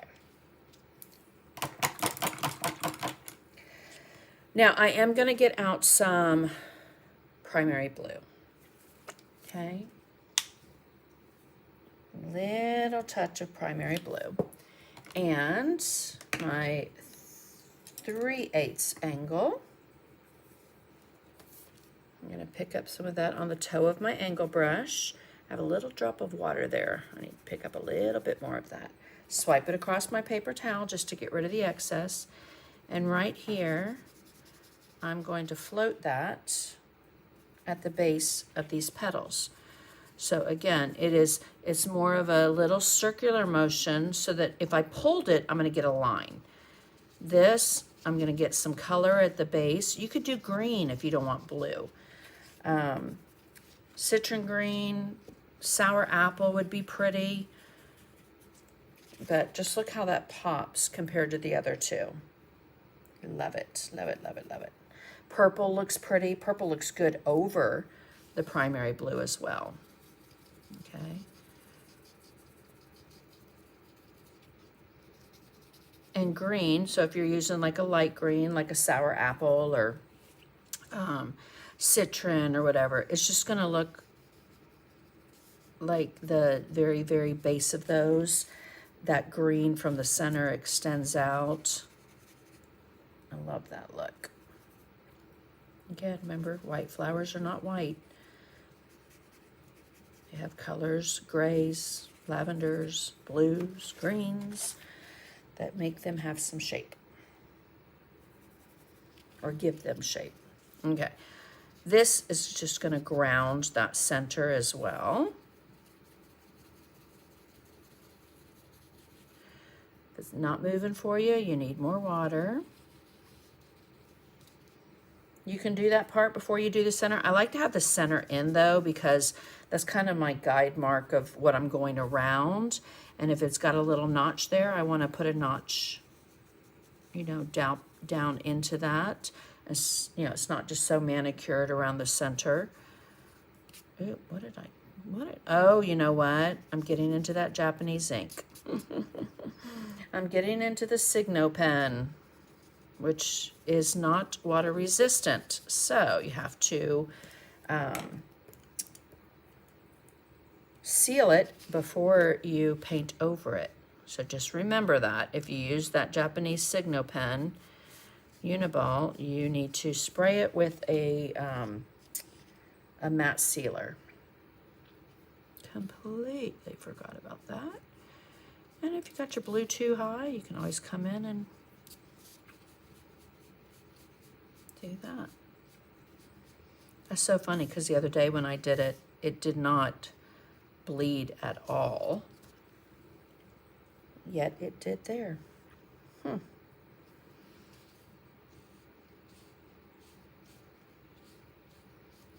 Okay, let me dry that real quick so I can get my hand in it. Isn't that blue pretty? I love it. This is Sandy winging it, yes. Thanks, Loretta. This is me winging it, yes. Sometimes it scares me half to death, but I don't know how it's going to look. But I'm loving where this is going. You know, taking a little more time, you know, another hour or so to trace around everything. But if you signed up for my newsletter, you'll get a colored picture. It will also be on my website. Okay, let's dry. Because I do want to, I think I want to do that, and I definitely want to do a bee. I'm just trying to decide, do I want a bee stamp or bee stencil? Probably bee stencil, and we've got our berries to do. Okay. Now, those are going to be, I've already decided, but we're going to do them last. I'm not going to do them now because guess what you do when you get dots? We get into it, right, with our hand, and it makes a mess. So let's come in with a bee, but I also want to see where I'm going to have my quote because that might determine where. I think I'm going to go with the bigger one. So my 3/8. Hello, Cheryl. My 3/8 angle, and I'm just going to, it's just water. Get this wet. And then we are going to tear it. Now, when you're tearing, you want to make sure that you're holding your finger down on the other side of where you don't want the paper to tear. So, I know I don't want any of my letters cut off, so I will hold it with my thumb there. Okay, although I do know that I'm going to tear even more paper off. Okay, so let's move this. Another way is you can always come in with your scissors, okay? I do like, though, there to be a little bit of a feathered edge. So on these, I can still get that feathered edge, but let's just cut this down to a little bit more manageable piece to show you that. Okay, oh, we got that big old piece. Right there. Okay, so I will come back with my 3/8 angle, just put water around that edge. Now, again, I dried off my hand. I want my thumb over the letters as I'm pulling and tearing this paper so that I don't take off a letter that I need. Okay, and I don't care if it's a rectangle, a square, misshaped. It's just going to make it look pretty. Okay, getting right over those letters, and I'm just tearing like the very edge of that because I didn't leave much paper there for myself. And then here, same thing. The edge, the edge. Thank you, Pam.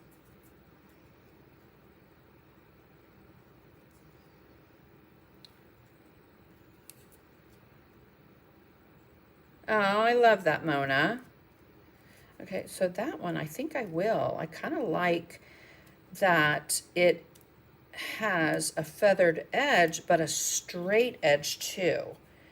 Strangely, I like that, but I think I want to make sure that it's at least more straight, a little straighter.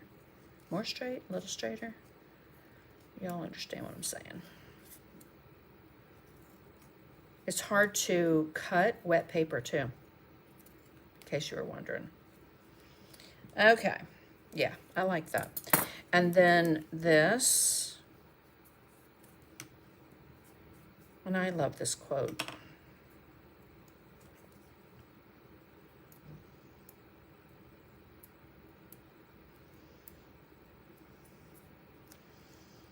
I will say when I get, you know, messages and comments from you guys, many of you will contact me through my website and just say how much you know, love watching and learning, and that truly means the world because, you know, there are times I'm like, am I making a change? Am I helping?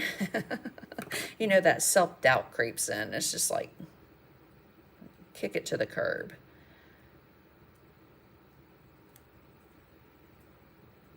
Alrighty, I think we need to take a little bit more off that.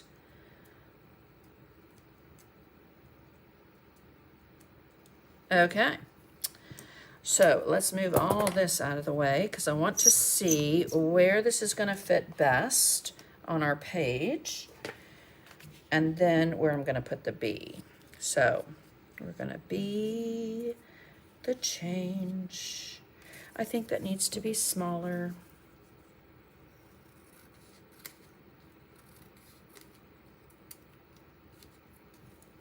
Not so much white paper. Be the change you want to see in the world. And then I'm going to do a B, I think, right there. Okay, so let's just go ahead and put this down because then I'll know where it is.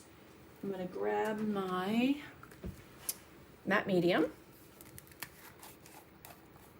Burning the edge would be pretty too, but one thing I do love to do is take that Stays On ink pad and you can just make it almost like a little sketchy film strip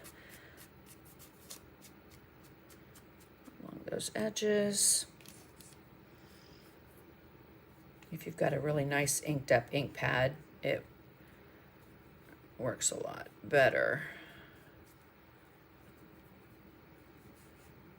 But oh, those frayed edges with that ink, love it. And it also makes it stand out from your background a little bit more instead of just being white. But we're gonna add a little shadow under it because of course, you know, it's me. So, okay. So let's get our matte medium. We want a clean brush. And I'll just get like a number 12 flat. Let me lay it out again so that I don't put it in the wrong place.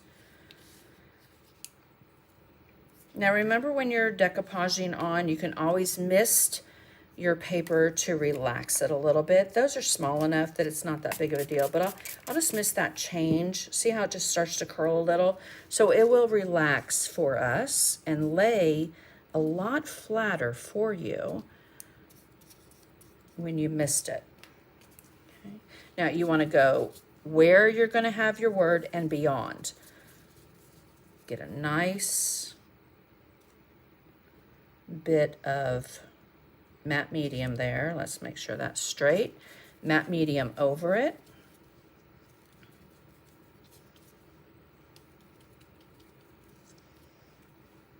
And then here. I kind of want to, since that goes over, let's try and do about the same amount, as close to the daisy or center. Okay. Oops, I'm on camera. All right, let me move the matte medium. We're gonna dry this, paint our bee. Our berries are last, so we know we're gonna get into them. And when you come back and outline those petals, see what a difference that's gonna make. Oh, love, love, love.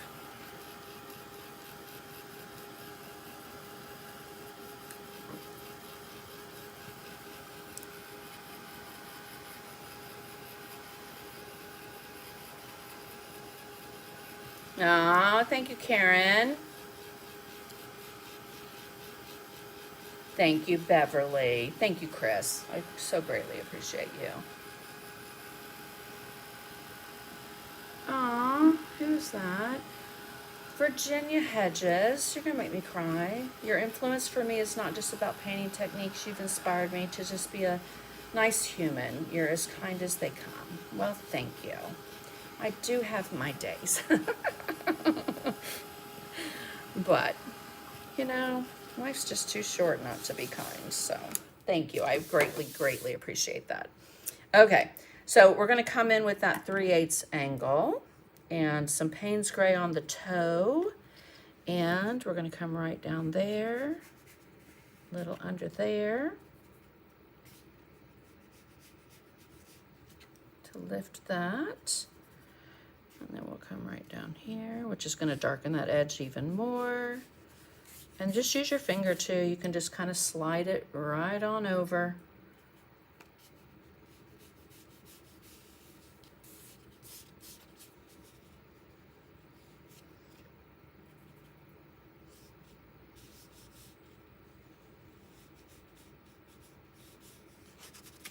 Actually, I'm using my finger. I should be using my mop brush because that right there got a little too wide for my liking. So while it's wet, guys, baby wipe.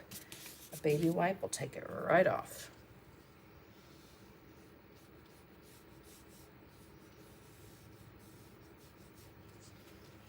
All right. Let's dry everything. We're going to get our bee on there. I love this one. This one is SM140. I just started putting these on some of the stencils where there is room. Some of our M-square stencils, there's not enough room on some of the edges. So I'm not sure if I'm going to do it on all of those. But let's do I think we're just gonna do Payne's Gray. We're just gonna, what did I say there? Do I want it going, I think we're gonna go that way. We are going that way. Okay, and I do want Payne's Gray and get a nice dark B to begin with. So I have a 1/2 inch angle, which is probably a little too big. Payne's Gray, wipe it across my paper towel, and then just soft circular motion.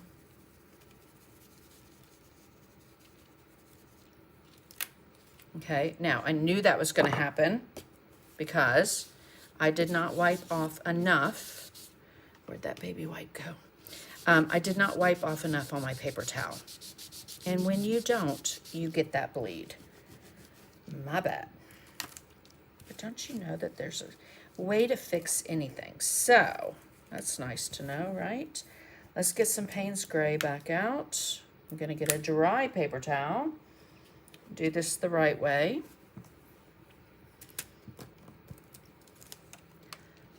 We will try and line it up. I know I've got some smudging there, and that's okay. We'll clean that up with some hand sanitizer, but I want to wipe almost all of it off. Soft circular motion. And hopefully it was dry enough. There we go. Okay. And I could put one down there, but I'm not. We're going to do one before I dry that. Let's get a little bit. Now, when you do this over color, you have to be really careful not to do too hard, or you're going to lift that color. Unless you want to lift that color. Like here, if you wanted to come in and make this a little bit whiter in the center, you can use a little hand sanitizer. Alrighty, so we've got our B. We're going to come in with a small brush. I'm going to pick up that Payne's Gray. We are going to put in maybe little sections for our B.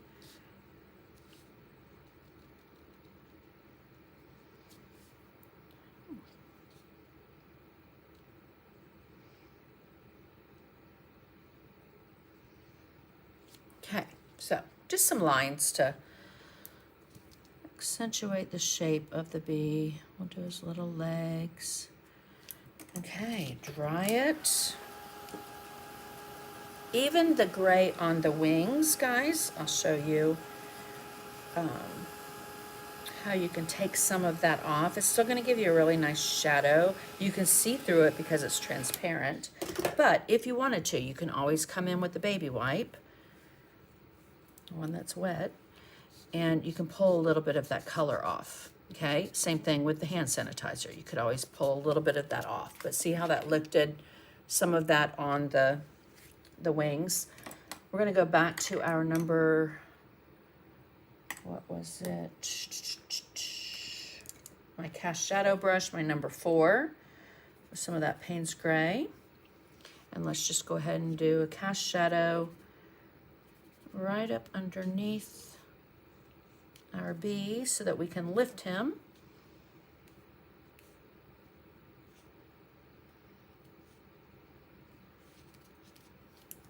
Okay. Dry, dry, dry. Hello, Jacqueline.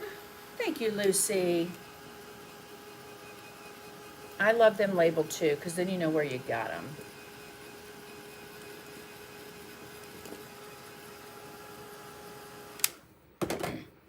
Alrighty, so I will come back in with a round brush.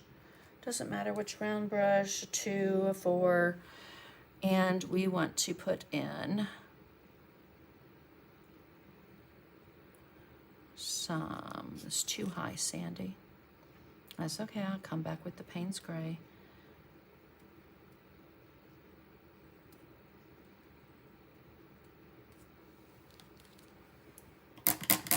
With our white. No, paint dry, paint dry, paint dry. Okay, come back in with some more white.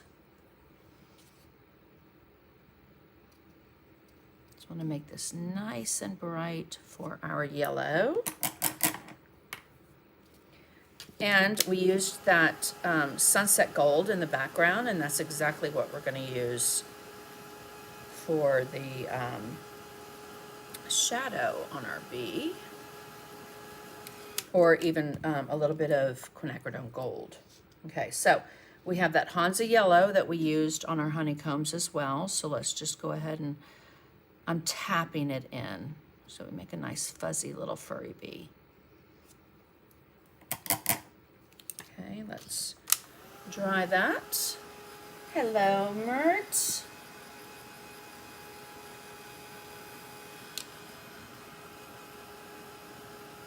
Again, the line drawing for this will go out in my Tuesday newsletter that should have gone out Friday. Had my back cooperated, it would have. And then we'll come in with that sunset gold, which is so pretty. It's such a pretty color. It's been sitting there a minute too. And we're going to do our shaded side there. I'm going to pick up on the same brush, didn't wash it out, a little bit of quinacridone gold.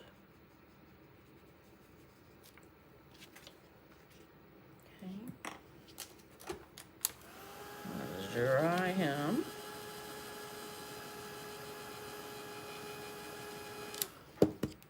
Okay.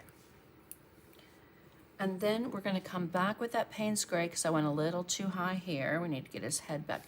And then here we're going to, I'm going to zigzag it. So it's going to zigzag into the yellow. And we want to do almost like the shape of a U so that our bee is flying and not flat.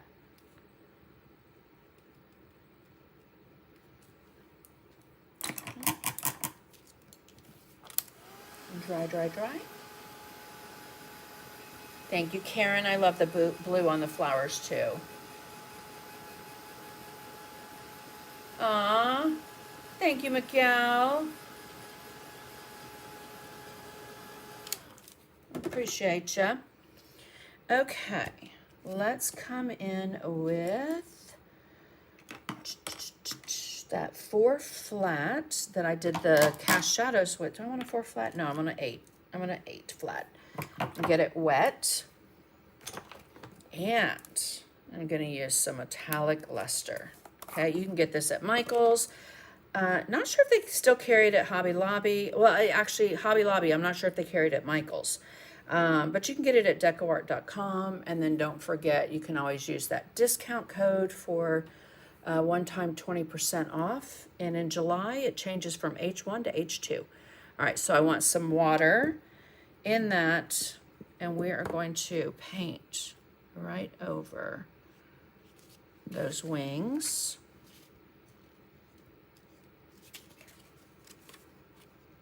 Let me just, do you see the shimmer? Love that. And that Payne's Gray underneath gives it an automatic little shadow too. Okay, I have a lot of water there, so I'm gonna leave it open for now so that it does not mildew.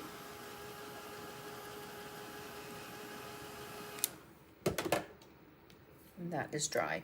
Now, remember this is pretty transparent, so I'm gonna put a little bit of that. I probably could have put this down first and then the metallic luster, but I wasn't thinking. So I'm gonna just make those a little bit wider.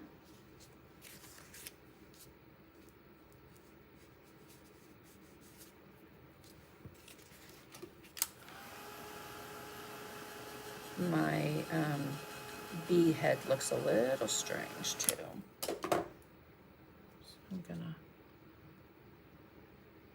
fix that up.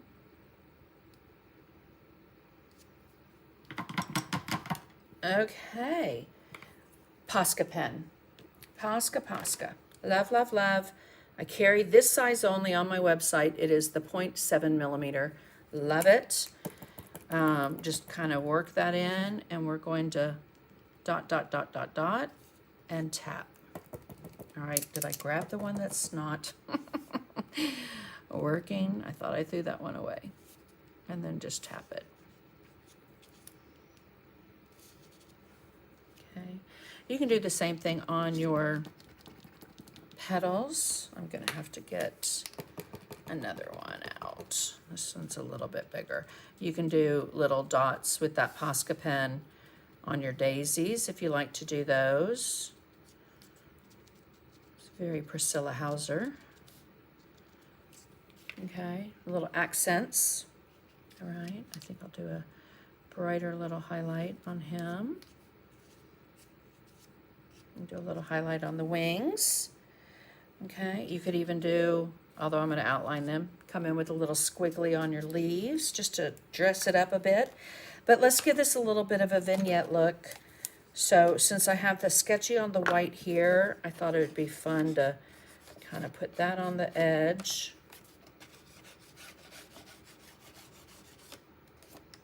I'm going to show you the berries. Probably won't paint all 4 of them. Then when you come here, you're just going to swipe it across the little tabs. I do like to have my palm on the inside of my paper so that I don't leave a harsh line along the edge of my piece. Okay, so we're going to paint the berries, and I'm going to do them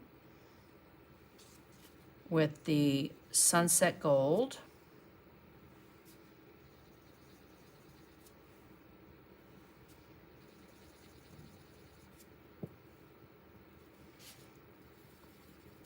I'll do these up here.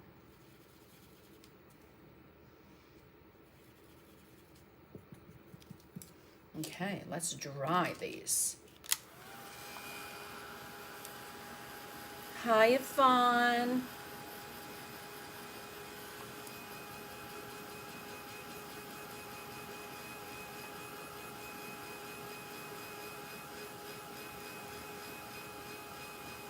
Oh, no worries, Loretta. I hope you're better soon. Reach out and let me know how you're doing. Okay, 1/4-inch angle brush with the quinacridone gold. And let me just zoom in to kind of give you a better idea. So I'm going to do, is that still wet? From about 9 o'clock to 6 o'clock, if you're looking at a clock. Okay. Then I'm going to wipe it off, pick up a little bit of white on the toe. I didn't wash it out. And I'm going to put, let's get on camera, a little bit of white up here. You could even use that metallic luster if you wanted to. Okay. Then the toe, just a little bit of white, or you can use your Posca pen. I'm just going to put a tiny little highlight dot. Okay. My stems, plantation pine, a little bit of Payne's Gray. You can do that when you do the leaves. Okay, it's just gonna connect those. And then, again, that sunset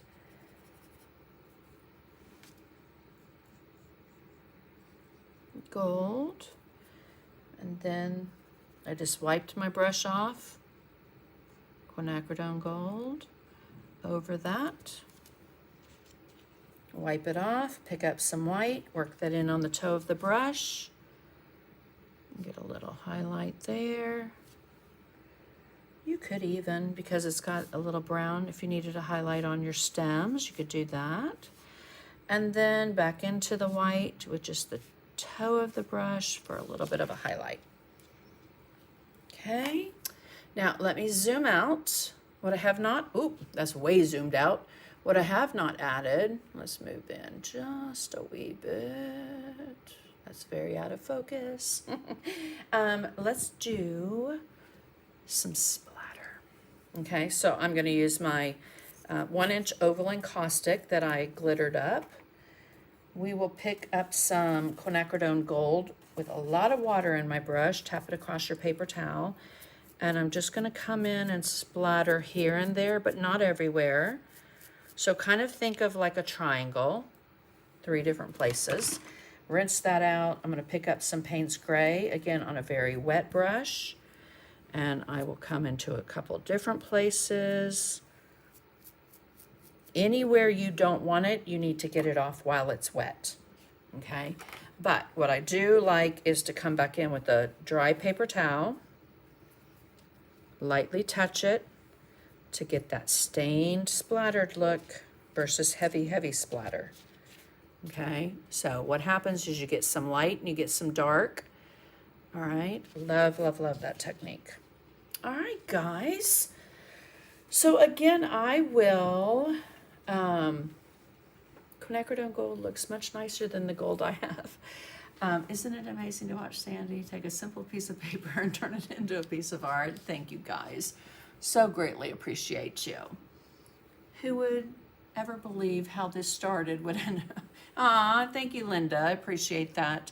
Okay, guys, again, on Tuesday, my newsletter is going to go out. It will have the line drawing, a picture of this completed. I am going to probably outline the petals with that pen. And then that will go out sometimes Tuesday. Sorry, I've got a hair on my face. Sometimes Tuesday. So make sure that you are signed up for my newsletter and be on the lookout in your inbox for that. Okay. All right. Thank you, guys. Thank you, Cindy. Thanks, Judy. Alrighty, guys. Have a wonderful week. Do not forget to get those brushes out. Do something creative. Again, let your stencils do the work for you to create, you know, a basic design like that. You probably have designs and things in your painting stash of daisies. Or just look at daisies online. The flower, the shape of a flower is not copyrighted. Okay, so you could take the shape of that. I'm so used to painting them that I draw them very fast. So, thank you. Thank you. Basing the daisies in dark is a great technique. Thank you. I agree.